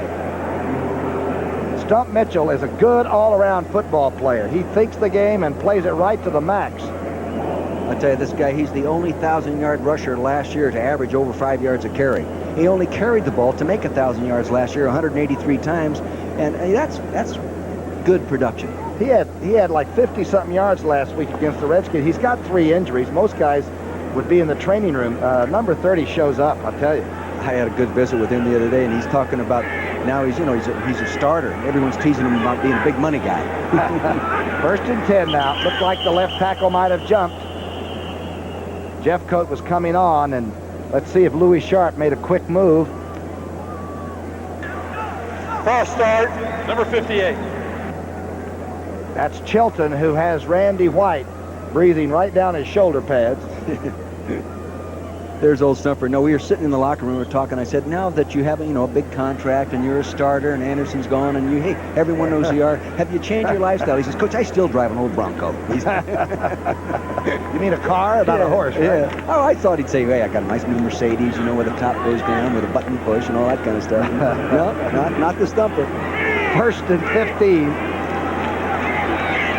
Good protection this time. Oh, Farrell steps over a tackler and has a 1st down at the 31-yard line. That's a pretty good move by the fullback. A hurry up now. A 16-yard game. 21 seconds left. Another timeout now is used as Lomax comes over, shaking his head. Mr. Lomax. He has been in this situation many times in his career, and I've seen him operate really efficiently, and sometimes I've seen him operate too good against my football team. You think you got him down, you're going to go in half, and you're comfortable. You're just about, ready to relax for a second and head for the sideline, and he puts points on the board. He's got a strained Achilles tendon that he had to leave the Washington game last week in the last series, but he shows up and plays, and now that he's got Roy Green back, Tilly, the great little possession receiver, has had a bad back on an operation, may never play again, and Roy Green is just now playing for really the first time this year, so Lomax now has a few tools back. Yes, he does have the few tools, and I think he's just getting used to the new offense. And new offense affects the quarterback more than any other player. It really does, because there's more things to think about, new reading mechanics, and it is a lot tougher. But I'll tell you, if they could get 3 points to 6, 7 points on the board right here, they could come out and make a run at it in the second half. J.T. Smith has been carrying the load all by himself, and now Roy Green, who you just saw, will help the young Cardinal team get back on the board if they can. Here they've got the one field goal by Lee. It's 1st and 10 on the 31. Lomax, he's got time. He's going up the sideline for it. And knocked away at the last minute from Troy Johnson by Manny Hendricks, the young man from Utah. And he's a basketball player. Did he do a nice job on that? One-on-one coverage, and he's used to doing this on the basketball floor. Not a college football player, trying to make another Cornell Green out of number 45. The ball's thrown right where it had to be. He saw the receiver look back, therefore he looked back. But you don't look back unless the receiver looks back. Good secondary play by Manny Hendricks. Brings up a 2nd down and 10. Shotgun every time now. Find out where Roy Green is. He's in the slot to the bottom of your screen. Going back to the top side again. And this time, almost a juggling attempt on the outside by Troy Johnson, the young spreader.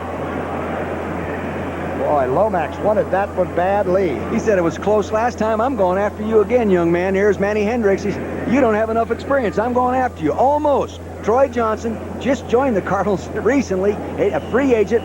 Number 87 does a nice job of almost hanging on that one. Troy has the great sprinter speed, though. He ran a 6'1", 60 meters when he was in college. I had Troy Johnson's brother at Philadelphia. Troy Johnson, number 87. His brother was Mel Johnson, played for me, and passed away. On the operating table, huh? 3rd down and 10. The blitz is on, but he gets it off. Lomax gets it to Roy Green, and Green tries to get out of bounds, but cannot. Walls keeps Roy Green in bounds.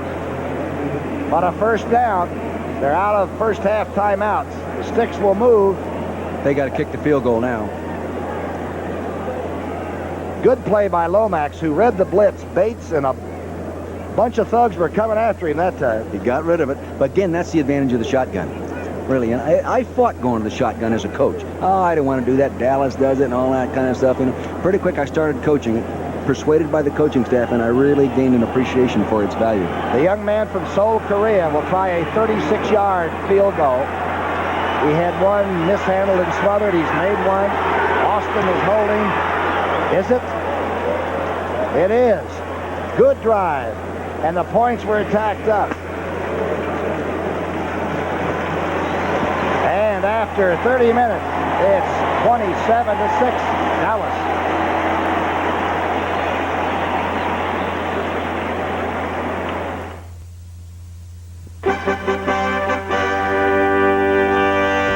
Well, welcome back to New York. I'm Brent Musburger with Hank Stram and Irv Cross. First, the baseball story. I'm sure you've heard Game 7 of the World Series rained out tonight. It has been raining hard in the New York area all day long. The Jets and the Saints battled it out in a downpour. Then it was the commissioner, Peter Uberoth, who made a trip over to Shea Stadium, and that's within the hour, and he made the announcement that the game had been postponed. We've had 3 different weather reports, plus the umpires concur, and so that's the decision. It's Game 7 tickets are obviously still good for everyone tomorrow. 8:10 start time. Thank you. You're going up against Monday Night Football tomorrow. Any thoughts about that? That's correct. Commissioner, how do you... So the big shootout, folks, is not the Mets against the Red Sox. It's the Mets and the Red Sox against the Giants and the Redskins. What about that confrontation, Hank? Who's going to win the battle of the rating war? Oh, I think I'm going to pick Newhart. You...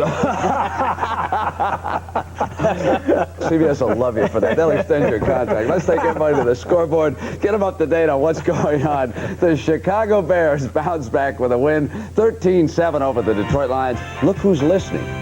The quarterback, for a change, is listening to the head coach. And watch Wilbur Marshall. He storms in on Eric Hipple, forces the turnover, scoops it up, and dashes on in for the touchdown. What kind of a day did Walter Payton have in Soldier Field? It was tough going against Detroit. Traditionally, they've been able to shut down Sweetness. They held him to less than 70 yards this afternoon with defensive play like that. Then the Lions closed to within 3 for Coach Darryl Rogers, and it was this young man getting around the corner to the right side, Scott Williams. But the Bears came back, kicked a field goal, and closed it out, and now the Bears are 7-1 on the season. How about the Cleveland Browns going into Minnesota and shocking the Vikings 23-20? Hey, Hank, they have to change punters up there. Coleman is hurt, and look what happens to the young man. Yeah, that's really a surprise is they would try to do something like that when they know the guy hasn't punted before. And Felix Wright goes on in for the touchdown. Irv, you know, Curtis Dickey's still got some running left for this team. You're darn right. And people forget that he has tremendous speed. Here he powers off his left guard and sprints in for a 17-yard touchdown. Bud Grant looks on. But he had to be furious with this play. He was a master of the special teams. After that touchdown, it is fumbled. Browns pounce on it. And watch here as Matt Barr kicks what turned out to be the game winner. But Irv, one gasp left for the Vikings. They're still in it. But Chuck Nelson misses from 45 yards out, and the Vikings go down. Now, meanwhile, the San Francisco 49ers come on in Milwaukee against Green Bay. They were down by 2 touchdowns, 14-0. Bad dog showing up at the game. Randy Wright here to Mark Lewis. This is a sensational catch by the tight end as he concentrates on the ball at the back of the end zone and brings it down. Hank, what about Ronnie Lott as a defensive back for the 49ers? Well, he was open all afternoon. Never more so than That's right there. That's right. You got to pick out the open receiver, and that's exactly what they did. Hey, watch Forrest Gregg on this. Look at it. Oh, yeah, Well, he's happy. He's looking for the gas pipe there. He's about to be a little less happy. What about this one? Where'd this guy come from, Irv? Well, Dory Nixon, of course, is acquired from the Washington Redskins by the 49ers. He picks this one off and goes 88 yards for a touchdown. And Bill Walsh told his defense going into this game, we need a big effort from you guys to win it, and they came up with it. Gas pipe. You think this guy ever took the gas pipe? He's been there before. Niners 5-2-1 on the season. All right, the Jets go to 7-1. Not even in the days of Joe Namath have they posted 6 victories in a row, but they had to hold on. The Saints came out after, and this was the combination. Kenny O'Brien to Al Toon, 6 times for 101 yards and 3 TDs, Hank. That's a good way to hold on, Brent. That's a good way to hold on. Throw it to him and let him run. Just get it out in the end That's zone. right. Change the scoreboard. All right, New England giving chase on the Jets. I don't know if there's enough time to haul them down. 23-3. And Irv, I'll tell you, the Patriot defense did a number on the Bill quarterbacks in this game this afternoon. Here, he puts the ball up here. Kelly puts it up, and the ball is picked off by Johnny Rimbert. And he rambles upfield until he finds that he gets into a jam here and laterals the ball to Andre Tippett. And, of course, Tippett just took the rest of the way down to the 27-yard line looking for somebody to hit. Hank, you'd have made a fullback out of Tippett. Yeah, I'd have put some low cuts on him in a hurry and let him play fullback. Right. He's a tough kid, and I think he was a wrestler, too, in college, as I recall. He's a real good linebacker. Miami and Indianapolis, and the Dolphins beat the Colts. The Colts, the only team in the league now, 0-8. Marino was 22 of 32 for 240 yards and 1 touchdown. How about the Los Angeles Raiders? 28-17 over the Houston Oilers. After losing 3 in a row, they have now won 5 in a row. And please figure out the Pittsburgh Steelers. We'll bring in Hank Stram as the analyst on this one. 39. What's going on with these guys? Well, they're, needless to say, they're very unpredictable. And, Thanks for that insight. Yeah, but I think that any time that Chuck Noll is going to be on the sideline, you're going to win some games that nobody thinks you're going to win. You thought it was going to be easy up here. All right, Kansas City today, without Stram as the coach, they win 27-20. They go 5-3. Irv, how about this running back? Jeff Smith takes the pitch and goes over his left hand and rambles 32 yards for the touchdown. Right, and the Bucs slip to 1-7. Philadelphia and San Diego. The Chargers now in deep trouble. They're 1-7 on the season. The Eagles go to 3-5, 23-7. The final score of that. And the NFL today continues on CBS right after these messages from your local stations. Into the third quarter, they go in Anaheim with the Rams ahead of the Falcons 14-0 in that game. And Irvin, we take a look at the highlights for John Robinson. It was the defense that got him on the board first. They've been playing well all year, Brent. Here, the Falcons put the ball in the air. Archer doesn't see Mark Giroux picks it off and rambles in for a touchdown, 22 yards out. Dan Henning's team under fire in the Southland. Steve Dill's going to Michael Young. And watch what happens in this sequence. Just as it appears that he's going to score, he coughs it up, and it is recovered by Mike Pitts. Ball comes out to the 20. Hey, Hank, the Rams used a play that I know they've been thinking of. This option play, yes, they've been rehearsing this for 3 years. We finally see it in a game. Dickerson puts it up to David Hill rushing. Dickerson has carried 16 times for 80 yards on the afternoon. And Irvin, that big one in the AFC, Seattle and Denver. It is 13-3. The Broncos with the lead. The Seahawks again having difficulty running on grass. Hank, what is it about some teams that they can't play that well on grass and play good on carpets? I think it's kind of a mental thing with a lot of teams. They talk about it so much, and then they go and play on it, and they never play well. I don't know why a lot of teams talk about it as much as they do and create a problem for their team, because it really turns out to be a problem when they play. Yeah, well, the St. Louis Cardinals are proving to be no problem for the Dallas Cowboys. Those of you who are watching that game know that it is 27-6 right now. And let's go back and hear Tom Brookshier and Dick Vermeil. Brookie, take it away. All right, Brent, thank you very much. Back at Texas Stadium, they're having an old-timers touch game on the field. We'll try to show you a couple of things when we get a chance to. Tom Brookshier with Dick Vermeil. Dick, the Cowboys scored first, the Cardinals scored last, but in between was a heck of a lot of Dallas offense, huh? They were moving the ball well. The big play, of course, Herschel Walker made a real nice 19-yard right up the inside. Nice little trap play. Dallas likes to run these trap plays inside the 20-yard line. He sets right there, draw a trap, guard pulls across, traps it, opens the hole. Now he just runs over people right there. He was Nico Noga. He runs over the top of him. Hey, into the end zone he goes. And 19 yards is covered so quickly when Herschel is doing it, you know. And we said that the Cardinals can come back, and they have shown it that this year, even though they're a young team under Stallings' first season. What do they really have to do quickly and briefly here to get back into this thing? Well, it's obvious they're not going to spend much time running the football. No. They're going to have to come out and throw the ball efficiently. The 3 touchdowns out of the football game. They have last week they got 3 touchdowns in the second half. They can do it. It's tougher against Dallas. If Dallas has the ability to let up. They've done this in the past. If they do it, the Cardinals will come back. They may need a couple of turnovers, the Cardinals do, to get back into it, huh? Come on back, stay with us, will you? We'll show you a little bit of this all-star touch game. It's rather interesting. We'll be right back.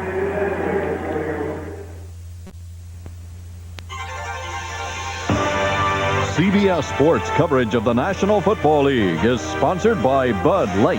Everything else is just a light. Chrysler Plymouth, we're working together to be the best.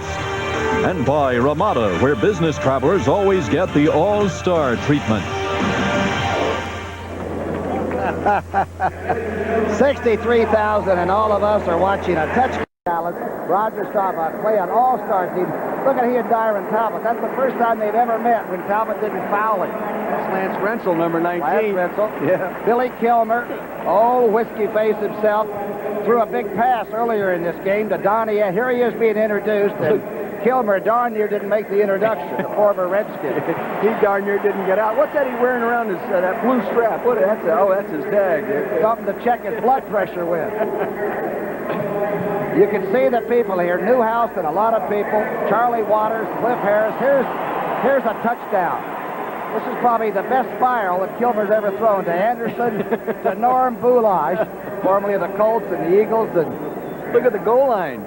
Well, they run right into the cheerleaders to finally score. That's probably the toughest one Boo ever had there. Billy Kilmer, we were talking with him yesterday out at the Dallas practice session. You know, he liked young Steve Pallure. He thought he handled himself very well when Danny White was hurt. Hey, everybody likes Steve Pallure around here. Coach Landry says to me yesterday about him, he says, you know, he has great instincts for the quarterback position. He does a lot of things that you don't have to coach a guy to do. It's just part of his personality and makeup. And Kilmer said, you know what he liked? That he was tough. That in the Denver game when the Cowboys absolutely looked awful and a lot of people weren't playing, Danny White, Randy White, and all those people, Dorsett, that he still stayed tall and was very tough. He didn't let guys rough him up and sort of took control. This young man's going to be a very good quarterback. First half possessions, and this is one that, if you're the opposing coach, you know it spells trouble. Field goal, fumble, the only thing that was the blemish, that was the Danny White fumble. Field goal, TD, TD, TD. And, of course, that spells 27-6. It's one of the best offensive halves of football I've seen Dallas play in some time. Well, it's a lot better than we saw them play in the, the second game of the season against Detroit. They're operating, they're more used to now the newer type offense that they are running under the quarterback coach, Paul Hackett from the 49ers, who's coordinating the passing game. This is why you see Tom Landry in your screen wearing a headset, little microphone right there. Normally he didn't have one on, but now he does because he communicates with Paul Hackett in the press box. You know, I should have asked Coach Landry yesterday, and I've known him for 30 years, I guess, but I should have asked him if Alicia does lay out his clothes and all, the way most wives do for their husbands when they go on television like this, but I didn't get a chance to ask him. Look at all those, he's having trouble with that microphone clip there, like the rest of us. He's always been one of the sharp dressers in this league. All right, Lee will kick off. Stallings is in no mood for jokes. First year Blues, 1-16, but I'll tell you one thing, they've battled everybody close. The Giants only beat them 13-6. Don't forget that. Clack and Levette back for Dallas, and Lee will kick it from the 35. Levette at the 7. Gets away from the tackler and dives to the 28. No flags down. Game has been relatively free of things. Rushing 44 yards for St. Louis, 79 for Dallas, 61 to 79. Valor comes on now for two reasons. One, to get him more experience and to allow Danny White to even heal further. Right, well, Danny has that strain and that ankle problem, too, a little bit from last week's ballgame, isn't it, Tom? Valor, of course, did all the quarterbacking against the Eagles last week, except he got hurt on a scramble. The last play was handled by Danny White before the field goal. This is Herschel Walker. Herschel to the 30. Remember, Tony Dorsett has not played. He is suited up. But he got together, and Landry and everybody thought, look, we might as well get this premier running back, the one we've leaned on so long, get him healthy so he isn't in and out of the pain quotient thing. I think it's a good idea. He'll be fresh for the Giants. Walker has 67 yards on 15 carries. Second down, 8.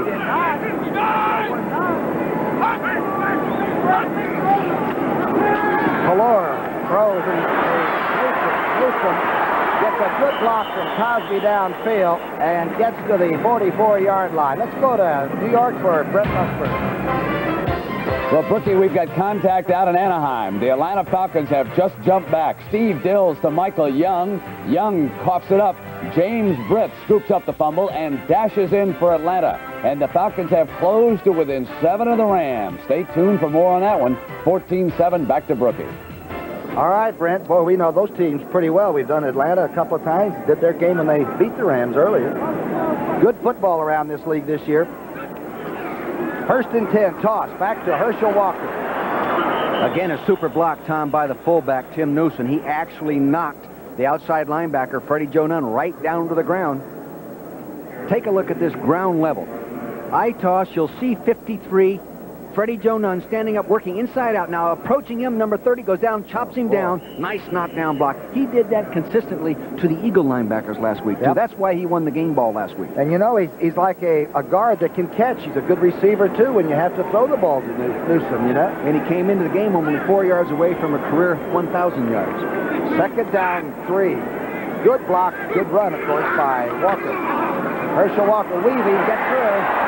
Some people say he can't avoid contact. He made a little dipsy-do there to get almost to the 40 of St. Louis. Tom, it appears to me, as I said earlier in the broadcast, he is running, holding back just a little bit more. So he can make those kind of moves and make people miss. Did you notice that time? Yeah. He didn't have his motor running full speed. He was looking for his place, and then he saw it, boom, he took it. Remember when we were talking to the Dallas players, I think it was Walls told us that one day they put him out as a flanker doing a drill, and he tried to come up and chuck him, and Herschel ran right by him. And over the top of it. Yeah, right by him. First down and 10. Another drive. This time it's Pallor, Steve Pallor, from the northwest part of this country. Uh-oh, missed handoff. Pallor takes it, gets a little bit of it back, but maintains possession. That's what tough. Sometimes you come in off the bench, you haven't played at all in the first half, and you're the quarterback, and you haven't handed the ball off for an hour of the first half of the ball game. Now you come in and you have to hand it off, and it looks like there was a miscue right there between Newsom. He hit him all right with the ball maybe a little bit high in the chest, and down it goes on the ground. Dallas always has a quarterback problem, but that's not the case. A little cut there on Danny White's chin. He's the quarterback. Remember when they didn't know whether Roger was going to beat out Craig Morton? And almost before my time, Tom. And Hogaboo? That was within your time. Yes, that was. Second down, 14. Cardinal gets back. No flags will drop. Now at the screen, out in the Newsom with the screen reception. Tackled at the 37-yard line by Closby.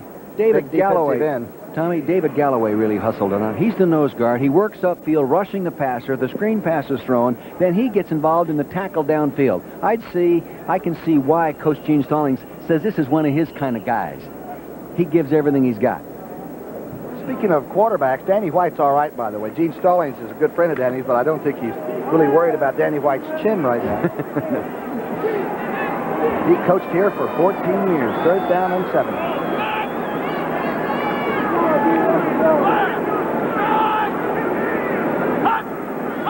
From the shotgun, Pelluer inside handoff. Herschel Walker behind. While Crawford Kerr, still on his feet, took him right to the sideline, just short of the 30-yard line. Dennis Thurman tried to get under Kerr and make the tackle, but it was tough. Flag is down on the far side of the field.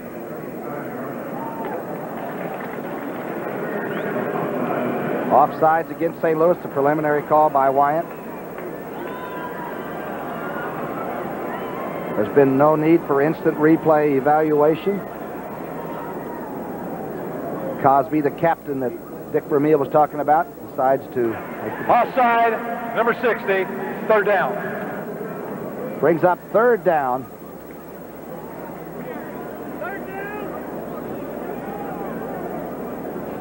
Getting his signals from the sideline. Nope, here they're sending substitutes in. It will bring up 3rd down and 1, of course, once the man moving the marker there does. Going to short yardage personnel. St. Louis with 13 rushes has 44 yards. Herschel Walker has 82 yards and a 4.8 average. That's about where he's running for the year right now. He has 4.8, Tom. So he's right at his average. Got to be careful with him because, like you said earlier, he can break one for a long way in a hurry. 3rd and short yardage inside. Cosby comes back from the outside and gets a block, and Newsom bucks ahead for the 1st down inside the 30.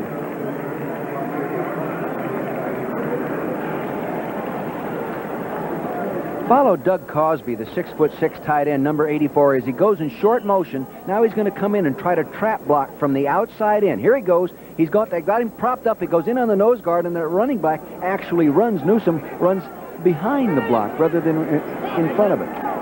Wrong side of the hole, but he got the first, huh? He got it. 1st down and 10. Pelluer took over in the second half to rest Danny White. It was very, very good in the first half. Pelluer puts it away after making the pass, being chased by a covey of Cardinals and finally knocked out late. And out of bounds. It'll be an unsportsmanlike call as the cornerback came up. No, make that the corner linebacker, Charlie Baker. Yeah.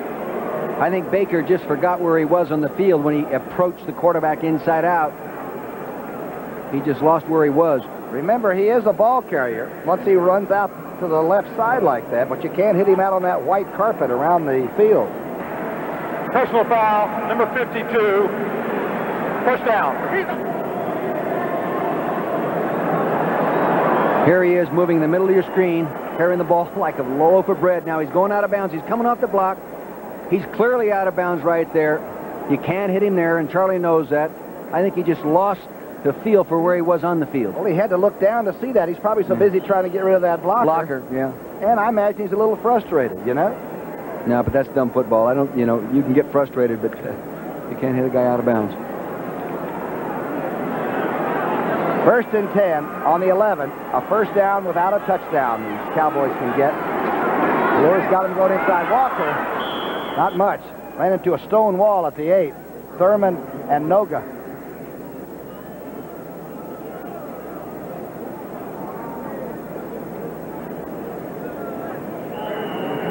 Is Herschel Walker better than you thought he was going to be in the NFL? Yes, he is, clearly. In fact, he's better than Tom Landry thought he was going to be, too. How about that when he said, I had no idea he was that complete a player. Great pass receiver. Sounds like we're doing a Herschel Walker show here today, but he has been the show. What he does, he gets. 2nd down and 7 here. Remember, they can get a first without a touch. Walker's in motion. Pelluer out in the flat, misses Newsom. There is a flag down, however, as Cosby ran Pelluer out, and they're going to get him for roughing the passer. These penalties are marking, again, the frustration of getting beat, having only one win in your record. You start getting after it. Oh. Personal foul, roughing the passer, number 79, 1st down. That's Cosby. Bob Cosby. Here he is, number 79, on the left side of your screen, working on Posteric, number 75. He gives him a little shove there. The ball's clearly gone. He goes ahead and buries his helmet into him and hits him.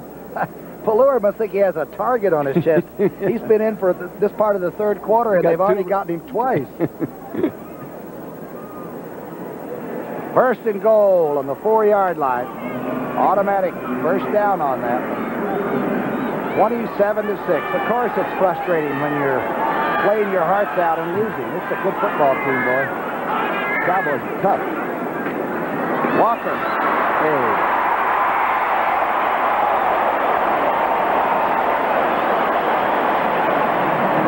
Kerr and the offensive line did some job.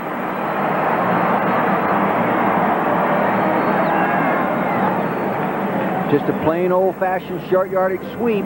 84, Cosby going in motion away from the play to draw the defense. 55 now. Anthony Bell attacking right there. Gets blocked. Almost tackled by Crawford Kerr with the speed of this man, number 34, Herschel Walker. Touchdown. Bring up the scoreboard. A lot of different ways. Wonder how rich Herschel Walker really is.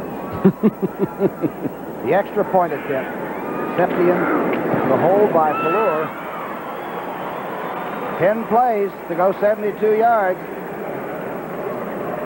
27-6. Make that 34-6. Just a few minutes, we'll be switching many of you to Anaheim, California, where the Atlanta Falcons are battling the Los Angeles Rams right now in the third quarter. It's 14-7 Los Angeles. Here in Dallas, it's 34-6, and Pallure dials 800 to find out what's going on. He came in the third period, and the Cardinals went after him like he was a T-bone steak. Two unsportsmanlike conducts in the one drive that he took the Dallas team in on. Raphael Septien. Sikahima, the young man from BYU, waits back at the Cardinal goal line.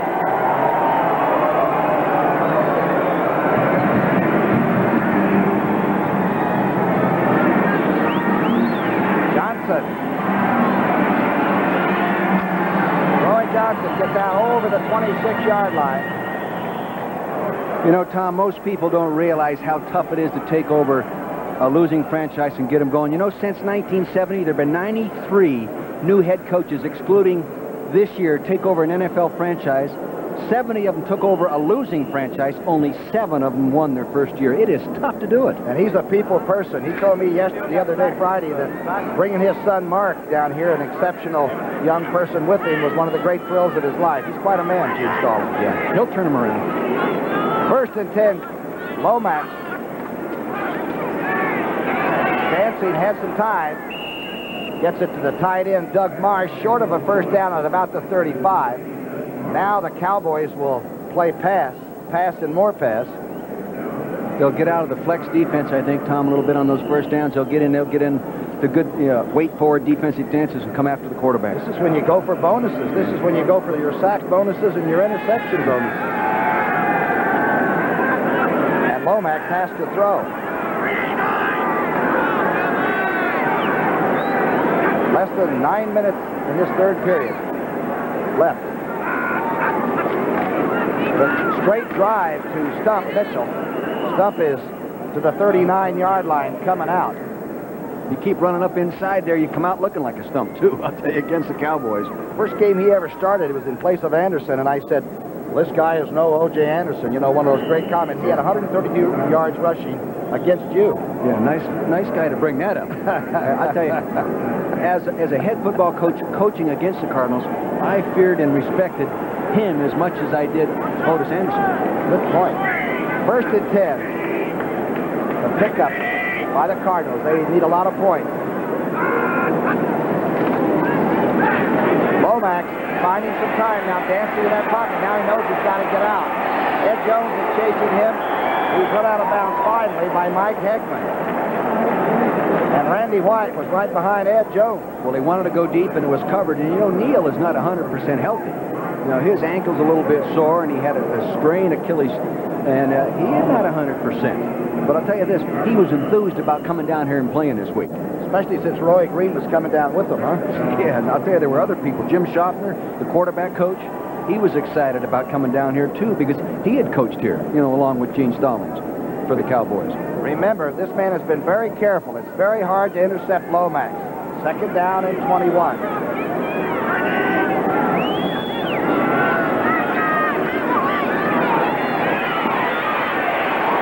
hard at the 25-yard line by Brooks, the #1 draft of a couple of years ago out of Michigan. Mr. Brooks, 99, playing in there at the defensive right end spot, I think, Tom, coming from right over here, has been injured. He's just been activated. Had 2 sacks last year. Here he is working on Louis Sharp, number 67. He's doing a good job right now. It's really a coverage sack. There's no one to throw to, and he just falls back to the inside. That's tough. Now, if they credit the sack on the offensive tackle, that's a tough one to accept. Third down and 23. Lomax back, trying to get a little better look in that shotgun. Finds the receiver. He's got it. That's Farrell. Farrell, boy, stays on his feet. Gets almost to the 35. Strong football player, number 31. Schmerich and Jesse Penn collaborating there. He has a degree in physical education, and that's why I think he plays so physical. He really does. He takes you on down the middle. When you come to tackle him, he butts you and runs over there. He catches the ball as a receiver. He runs over the top of the defender. He does what you ask him to do. You know how Stallings feels. He wants hitters first. This is Cater punting for St. Louis. Unable to control the tempo. That's really been the Cardinals' problem. Taken by Banks. Banks gets tackled immediately, but Cowboys have the ball again. 34-6. Cowboys are riding hard and fast. We now take many of you to New York, where Brent Musburger will set the scene for the Falcon-Ram game. Those of you leaving us will be kept up to date on the score of this game.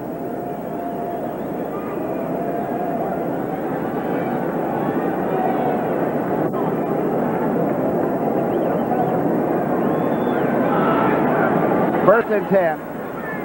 Dallas with the football. Valor back to throw. And hits Cosby with it and off his hands. Catchable.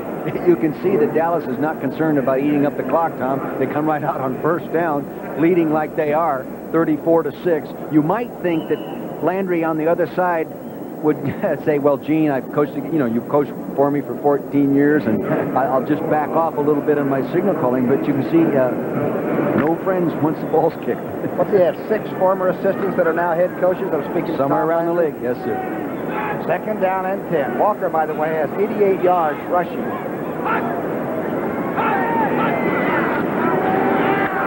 Valor back to throw. Goes a real strike to Cosby. Cosby to the 40. He is big, strong, physical receiver. When you're up 34-6, you help the tacklers up. Yeah, I'll tell you, the linebackers really collapsed nicely on that one. I mean, he caught the ball, but boy, he was being pounded from each side immediately. This defense has battled away in there. You can see average per pass attempt. Dallas with that 10.3, St. Louis 4.1. The Cardinals haven't put the ball in play very much today. Third down and 4 from the shotgun.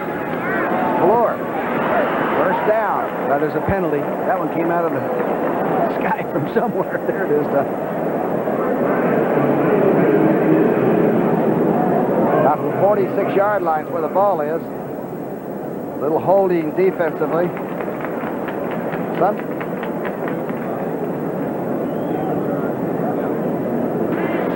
Holding, number 45, refused. First down. That's Leonard Smith. Leonard Smith, number 45. You can say, how can I hold? I've got tape on my hands. Well, sometimes if a receiver is trying to run something short and then go deep, you just grab him anyway and you'll take the holding. Yeah. You know, it's better than giving up a touchdown, and nobody can teach secondary play better than the head coach for the Cardinals, Gene Stallings. Newsom jumps over people, flags are thrown into that offensive line. Boy, I'll Cowboys. tell you, David Galloway, St. Louis Cardinal nose tackle, he went after that. I mean, on the snap of that ball, he was taking everybody he could, centers, guards, and heading into their backfield.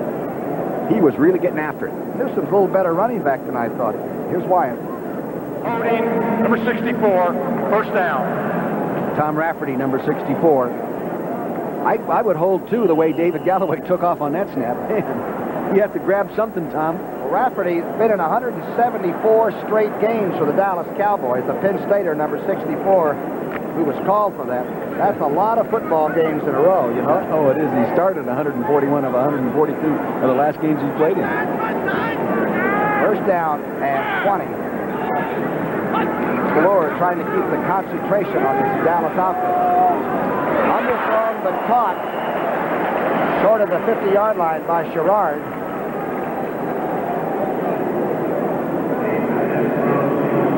Here he is, Michael Sherrard, number 86, coming off the ball, the left side of your screen, working in the strong zone defense. There, now watch him plant. Now work right around that 50-yard number.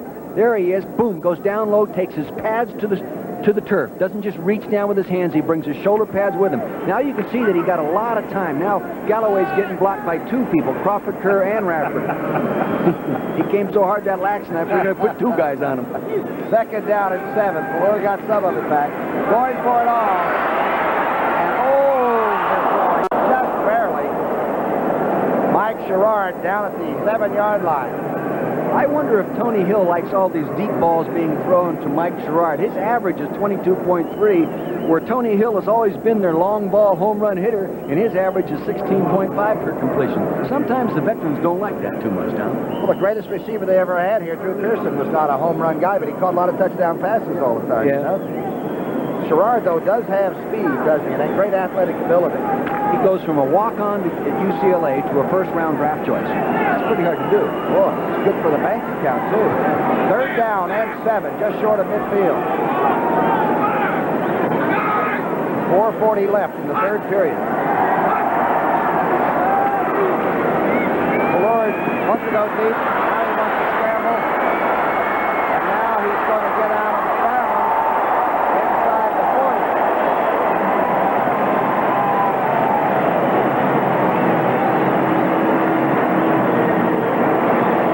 Take that, all you scrambling quarterbacks.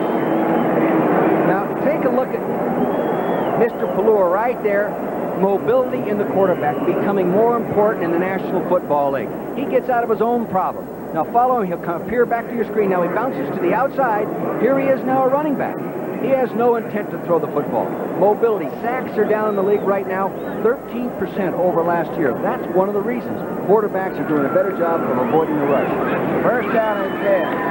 Dallas has got 100 yet today. First and 1. Close to the 30-yard line of St. Louis. Washington making another tackle. Well, the secondary for St. Louis has made most of the tackles. They've been making too many of them. Too many of them. And, you know, that's not what they're paid to do. Second paid to hit, first paid to cover. And right now, they're having to make too many tackles. And I've seen Lionel Washington make some darn good tackles. Walker is just about to go over 100 yards rushing. And other than Tony Dorsett, only a few years ago, a fellow named Robert Newhouse, who played in that alumni game, have ever had 100 yards rushing in a game for Dallas. Herschel hit 98 and not hold it. Call it 100. He squiggles to the 25. It's amazing what a 100-yard rushing stat does for your offense and the success of your football team. If you have a running back this year in your backfield that runs for 100 yards or more, it's happened 32 times this year, Tom. They've won 26 of those games. You get one back to get 100 yards, huh? Or more. So far this year, it's holding up. It was Looks always, like it's going to hold up today. It was always so indicative of Tony Dorsett getting 100 yards, and now they have a two-spoke attack. Huh? That's right. Second down, 6. Walker's at 102 yards.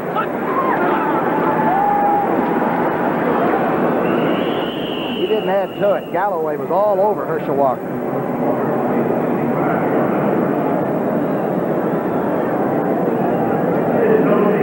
Seems to me that St. Louis might consider, Tom, some red dogs for the linebackers designed to get after the running game, not so much for the passing game, but to get after and get him into that second and long on first down, or after that first down. Throw him for the loss.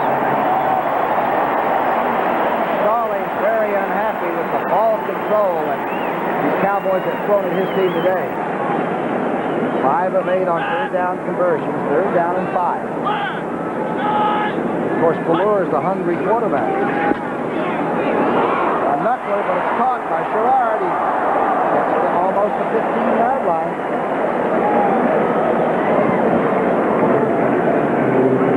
Is Herschel Walker the best fifth-round draft choice you can remember? Wilbert Montgomery was only a sixth round for you, right? I know it, but this Herschel Walker, the way they got him, of course, if he had been in the NFL draft, he'd have been the first player picked. Well, but I mean, it was pretty smart of Dallas to figure that the USFL was going to go down the tubes. They've always done those things. Yeah, I know. That's why they consistently win. You've got to give credit to Gil Brandt and Tex Ram and their organization for that kind of thinking. Starbuck was a 10th rounder, I think. He was in the Navy, for God's sake. First and 10. Back to Herschel Walker. Fumbles it. Back at the 25. Bubba Baker and company holding down. Just a toss. Back set to the screen's left. Going to reverse pivot. Just flip it back there. It looks like to Newsom actually looked like he didn't know who was supposed to get the football, Tom. It hit him in the shoulder pads rather than correct running back. Second down, 19. Boy, what a weekend down here in Texas. Sunny and great. Second down, 19.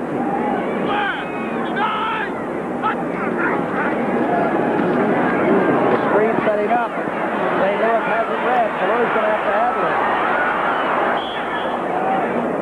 Knocked out of bounds at the 36.5-yard line. Noga escorted the quarterback out of there. You know, it was really clever on this experienced nose guard play. David Galloway sitting right here. He ends up picking up the screen man, and actually Plure had no one to throw. See number 65, he's working it now. He runs into the screen back. He senses screen. He says, you aren't going to throw the ball this guy. I'm going to hold on to him. I'm going to pull him down for a three-point takedown right there. Now Noga has to come up and force him out of bounds. Clever nose guard play. The Dallas bench was up in arms over that. Galloway did the right thing, however. Give a guy an even break once in a while, right? Okay. Third down and 31. Plure's got the Cowboys heading south.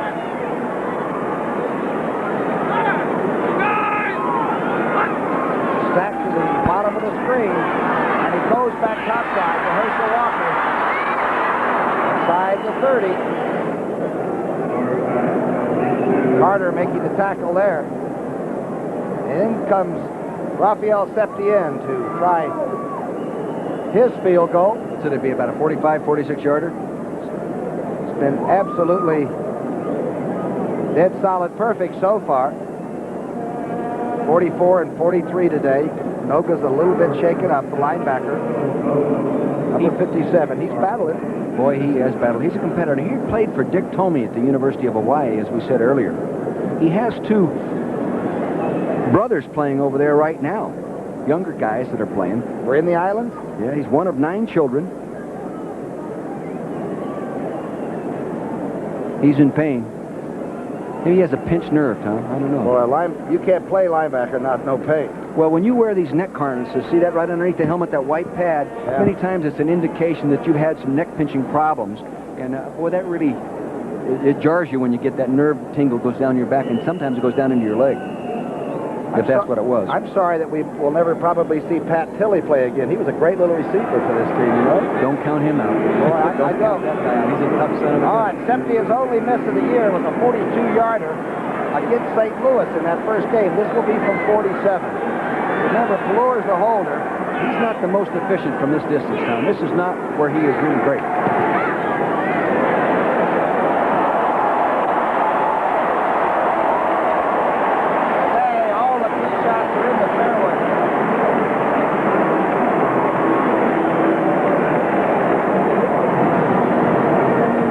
The Cowboys with a back attack that inspires. The Giants with a defense that dazzles and revenge on their mind. A classic in the making next Sunday on CBS Sports. This one stat haunts me. Dallas has been over 30 points for the 6th time this year. That is an offensive machine about to get purring and into second gear, I'm afraid. And you know, and Tom Landry's teams have always come on strong in the second half of the season, which we're going to approach next week. 37 yards, 14 plays, and number 1 nailed it. Here's his kickoff. He's a strong guy for a rather small athlete. This is Johnson at the 3. He's a sprinter. Don't let him get out. And he's knocked down by Bill Bates from behind. Here on CBS next week,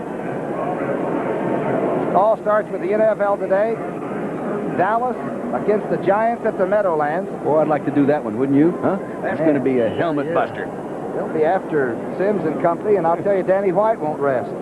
Some of you will say Philadelphia against St. Louis, and that'll be a good game. Yeah, and if you haven't seen a Buddy Ryan game, you should see one of those. Cardinals at home, Minnesota against Washington, and the Vikings are taking no prisoners. Right into the shotgun, Tom. All here on CBS. First and 10. Lomax. Oh, just off the hands. Might have been touched by somebody. Smith couldn't quite hold on to it. A little bit of a problem around the pass protection as Dutton threatens some offensive player. Time of possession sometimes means something, sometimes it doesn't. That does, I'll guarantee it, Tom. Indicative, huh? 9 minutes more. You can't do anything if you don't have the ball. It's not that Lomax and them have been so ineffective. It's just they haven't been able to get their hands on the ball often enough to do anything. And when they've had it, they haven't done a real good job of it. Lomax, 11 of 25 for 103 yards. Quick out the screen. Stumped. Stumped Mitchell has flags fall. Gets over to the 37-yard line. Peg leg Bates, number 40, is back in there after sitting out a game or two. I wouldn't doubt they got Gene Chilton, 58, who was out on the screen for holding out on this movement block. I'm not too sure. Looked like it was down in front of the ball carrier, whatever happened. Pushing by the Cardinals. Obviously, Lomax is going to argue.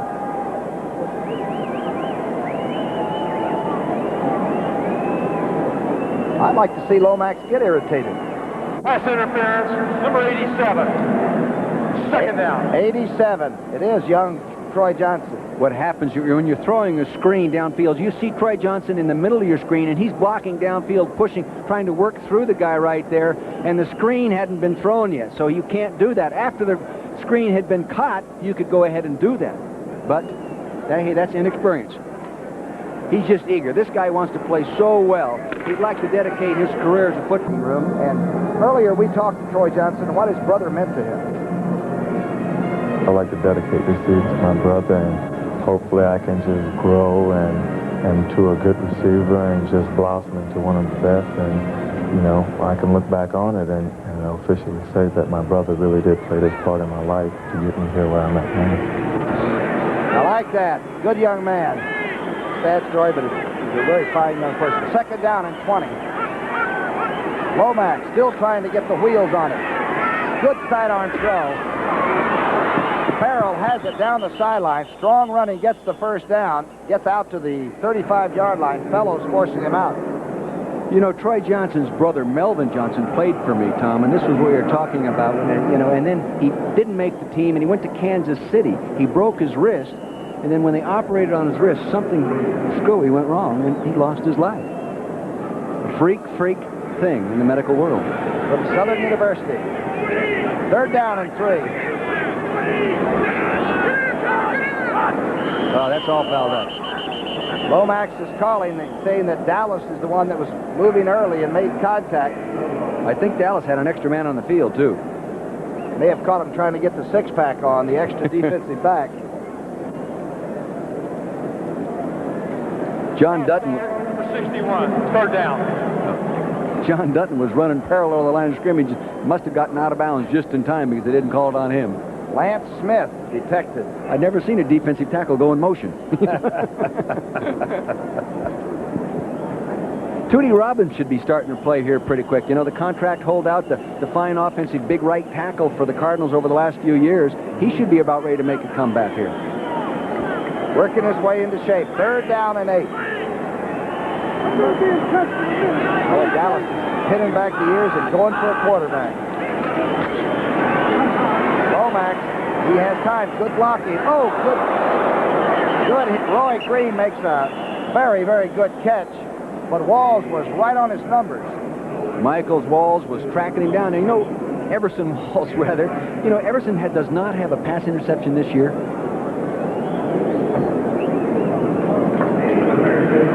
Illegal procedure, St. Louis. We didn't get a number. Illegal motion, number 67, decline, 4th down. That's Louis Sharp. Louis Sharp. I talked with him the other. There's Tootie. I talked with Luis the other day. In fact, I talked to this guy, too. He's big enough to eat hay, that guy. He has a chest. When he inhales, it's unbelievable how big he is. Look at that. Look at the arms, Tom. They're bigger than my legs. Flags are down, of course. Cater will come in probably half the punt. That's what's going to happen.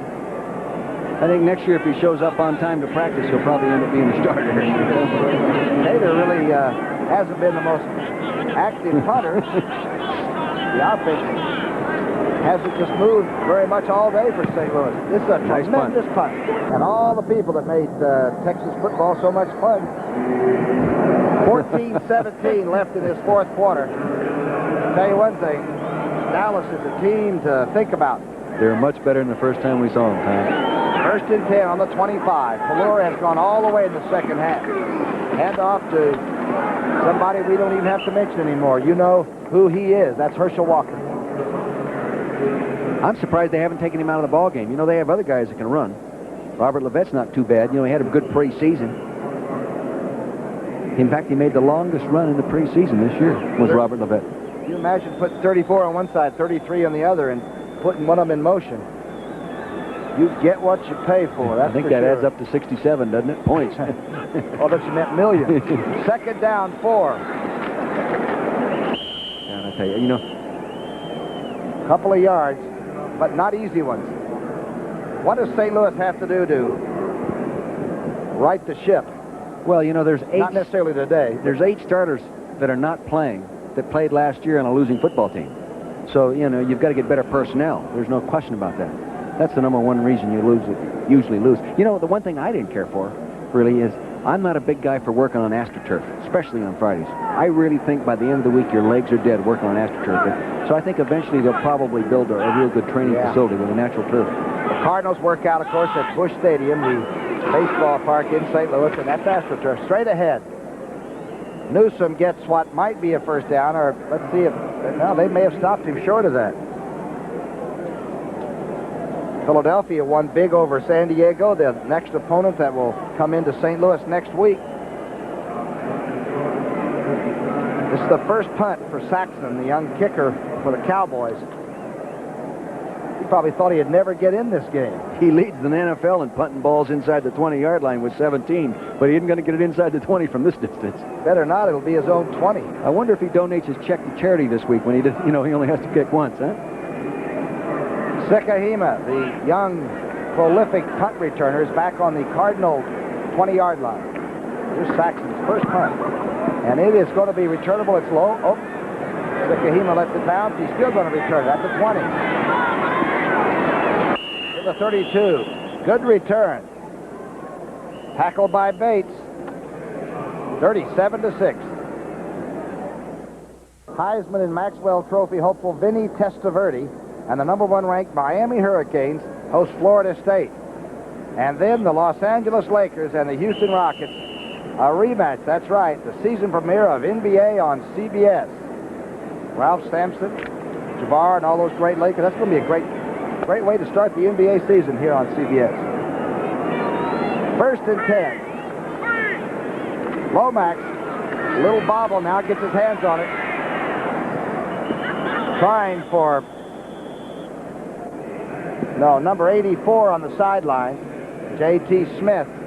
He's played hurt, too, and all the other receivers were down. He's been their plus so far, his emergence. You know, and he was a pretty good player at Kansas City. They signed him as a free agent in '85 at St. Louis, but he also was a great punt returner. He played in the Pro Bowl in 1981, so he's had some good years. I think he's the 3rd highest punt returner of all time. Is he really? Yeah, he's really got, but they won't let him do it because he was the only receiver Lomax had to throw to. 2nd down and 10. You're looking at Lomax trying to position young people and get him out there. Right out to Farrell. Farrell has it to 35. You're not going to hand tackle him. Farrell to the 37. Jesse Penn finally makes the stop. Did you see Don Smerrick, number 60, come in there and give him a shot, and I think he's lined up right here. Follow him, fans, as he gets after a quarterback. Man, he butts the guard right there, slaps him, beats him to the inside. Now watch where he goes. Oh, right up underneath the chin. Oh, that hurts. 3rd down and 3. Lomax taking a lot of time now, dumps it, trying to get it to stump Mitchell, I think. The late rush came with Smerrick again. Smerrick's getting after Gene Shilton over there just a little bit, number 58. The only time I'd like to see Lomax maybe take his helmet off and punt it or something after an unsuccessful thing, just to show me a little emotion. Because I think he's a very talented quarterback, you know. Cater in to punt for St. Louis. He probably feels it, Tom. He's Sure just not going to show it. Show it. They're not going to fine him for that. Here's a punt. Boy, this is a big kick.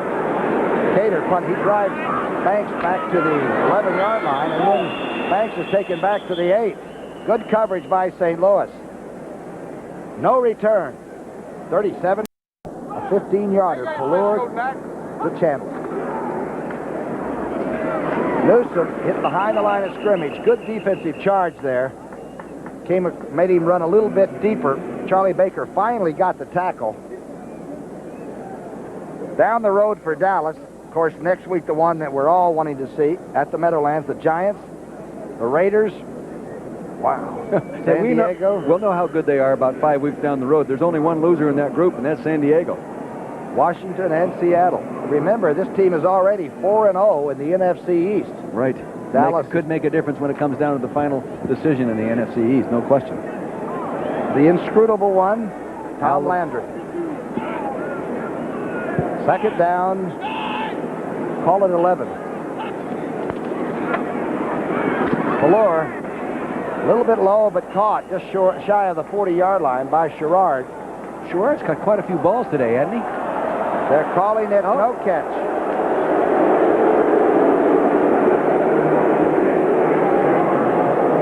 Fullback motion. Timmy Newsom working to the right of your screen. Here he goes, in motion. Strong zone defense. Nope, not a strong zone. Man-to-man. Here he goes, in the hole. My gosh, that looked good. Landry was a little upset. That away, Tom. Get after him. That's Coach Al Levan, the running back coach to the left. Yeah, now they reversed it. Thought they might. It did look good. See that gauze and all, the bandage on Danny White's chin? He played the first half. Extremely in control, too. I thought Danny White had really a good first half. He's talking to Pallure. He wanted to play, and talking with him yesterday, he says, Coach, I hope I play. You know, I really want to. I'm ready. It's just whether if the boss makes that decision, but I'm ready to go. You know, Tom Landry one time in the early 60s had 3 quarterbacks. On every play, he'd put in a different quarterback. Meredith LeBaron and Jerry Rome. It was called quarterback roulette. If you were lucky, you got a 3rd down call and got the pass.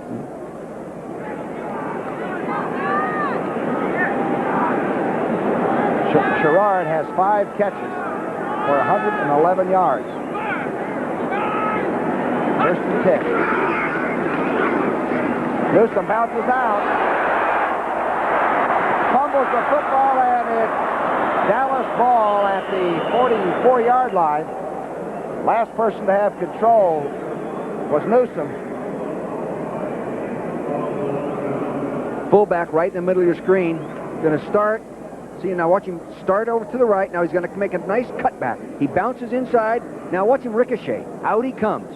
Now he's got the ball. He switches it to his left hand. See, and he has it out away from his body, and when you do that, you're in trouble. I don't believe a running back should ever switch the ball. I think once you've got it in your best carrying hand, keep it there. Now, I know a lot of coaches don't agree with me on that, but I've seen him fumble too many times when they switch it around. 2nd down at 5.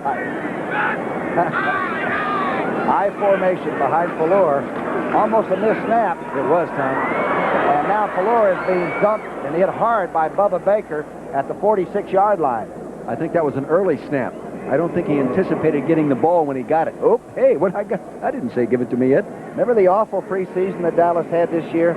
The last time they had a losing preseason was 1975, and Landry's team won 5 of the last 6 games that year. Went on the Super Bowl. Super Bowl 10. Beat Denver? Lost to Pittsburgh. Oh, lost to Pittsburgh. But it got, you know, they just turned it around. Yeah. And I remember in preseason, this team looked like one of the 2nd division teams around football. Not now. Not now. Third down 3. That's the view that Dallas coach has of his team. And you can see nothing from down there, Tom, believe me. You guys see everything. No, Third down and you 3. You see so much more up here. In fact, you even know more when you're up here, Tom. You're much smarter up here. A lot easier on you. easier. First down catch. Banks, good receiver. He's a Stanford guy. A lot of depth on this Dallas team. He's a Stanford guy. Tony Hill's a Stanford graduate. So is Gordon Banks. Got here by way of being a free agent. New Orleans originally in 1980. Keep in mind that on Monday night, the Giants and the Redskins play.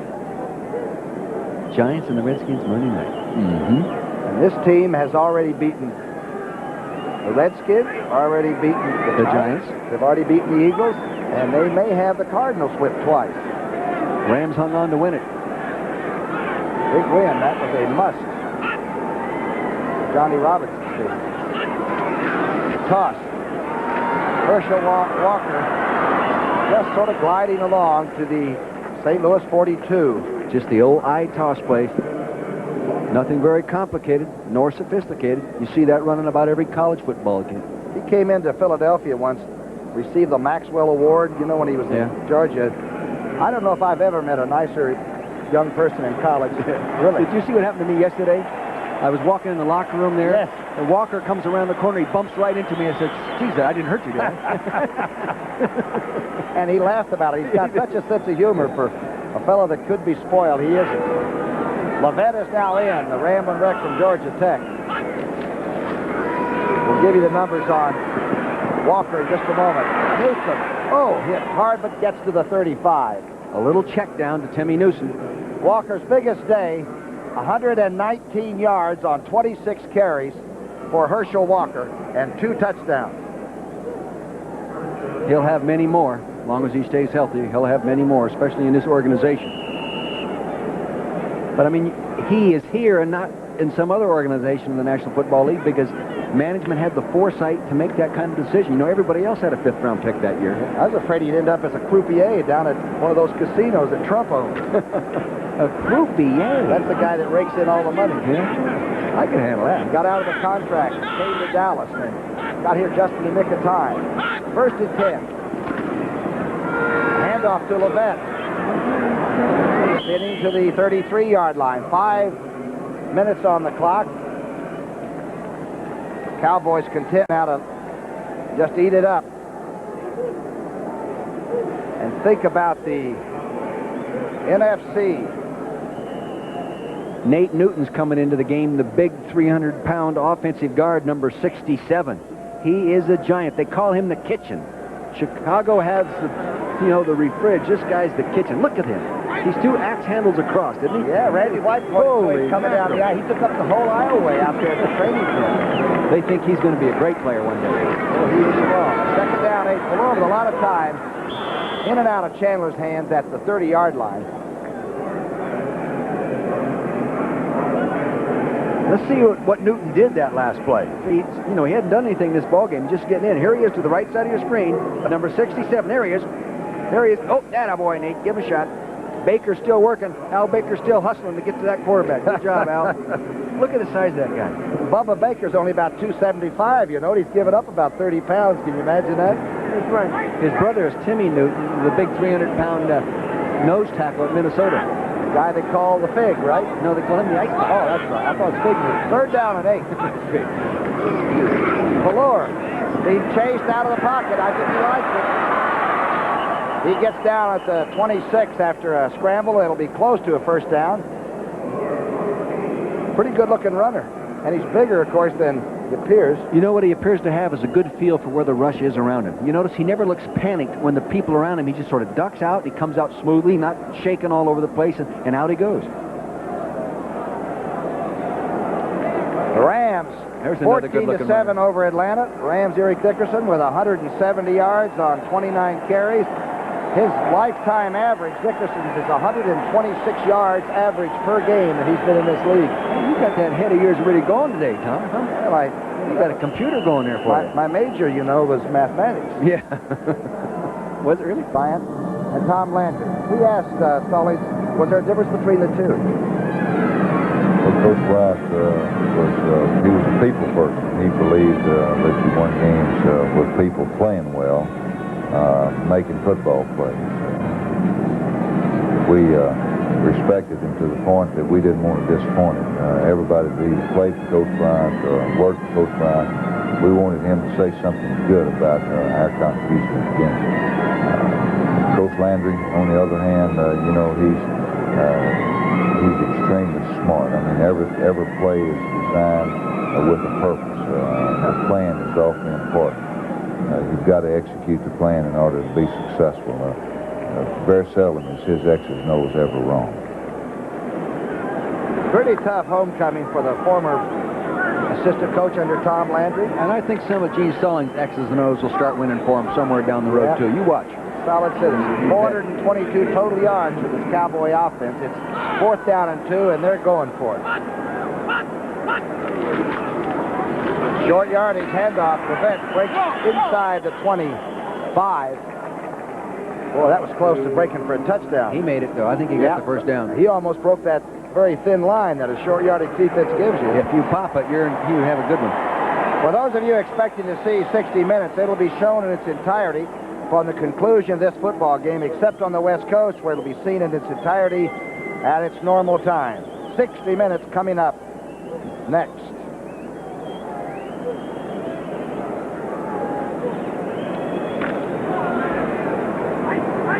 First down by just inches.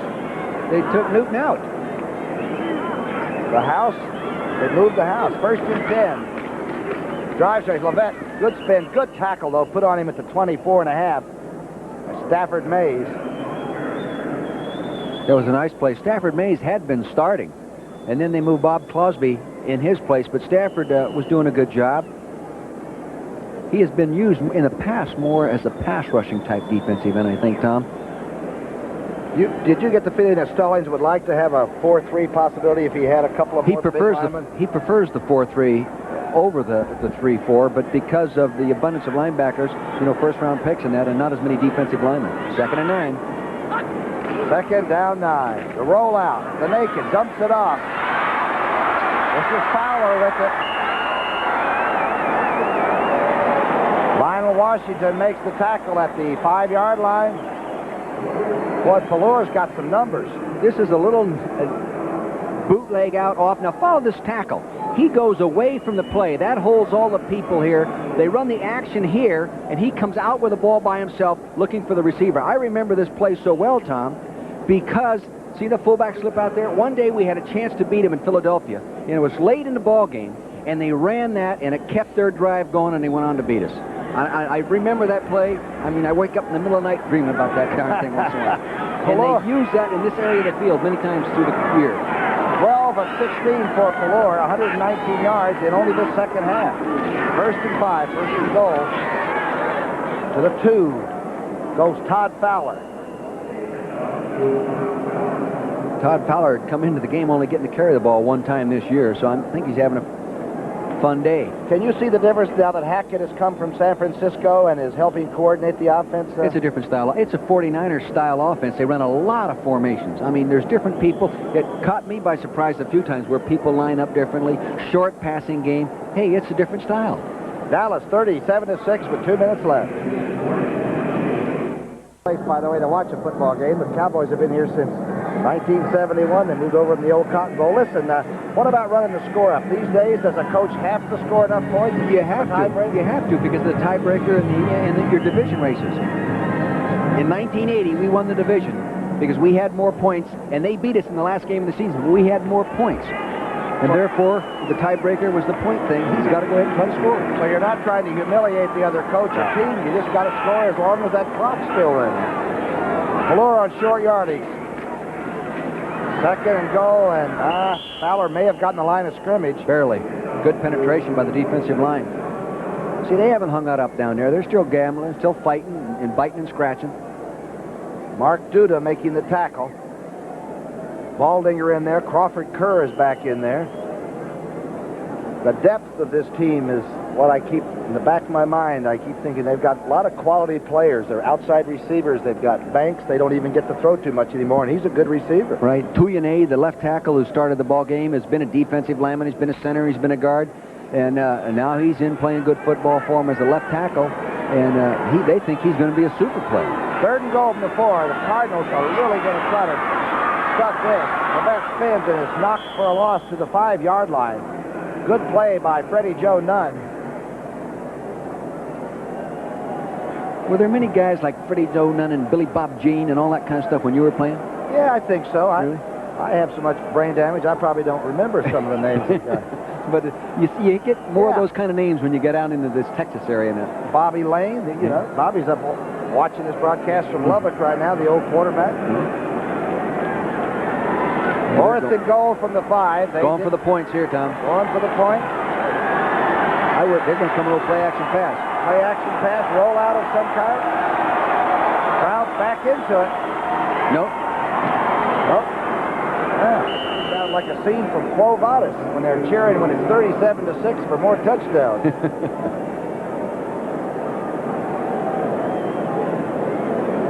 Cardinal offense comes out. Lomax leading them back out.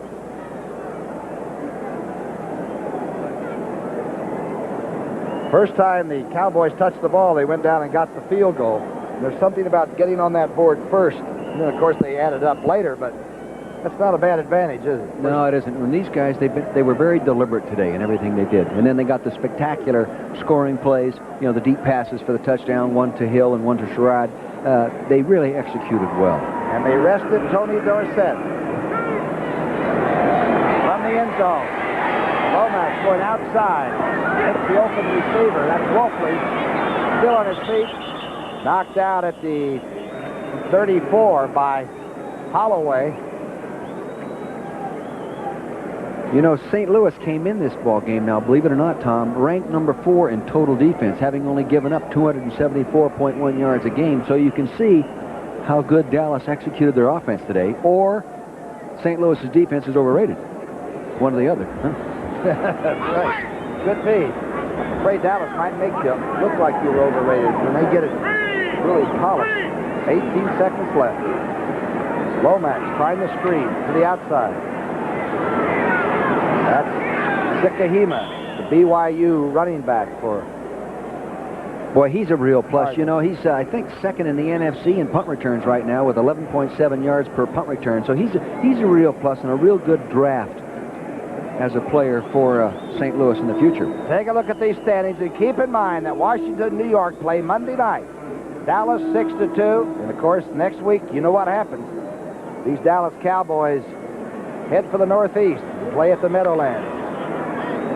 And should the Giants, of course, beat Washington, it'd be a 3-way tie come late Monday night for the NFC East. Tough division. What you always thought, right? You bet. Roy Green at midfield steps out of bounds. Good to see him back in that Cardinal uniform. He'll get involved in the offense more each week, I think, Tom, and they'll end up putting some more points on the board. You watch. Hey, next week we've got him. You watch. The Eagle game, St. Louis, and they'll put some points on the board. That'll be interesting to see the Buddy Ryan defense of the moment against these Cardinals, because I think the Cardinals have a good football team. Well, they're better than this. We know that. Just wonder how good Dallas is. That might be the big question. Last play. It's up there, and it is no good and incomplete. Final score, Dallas 37, St. Louis Cardinals 6.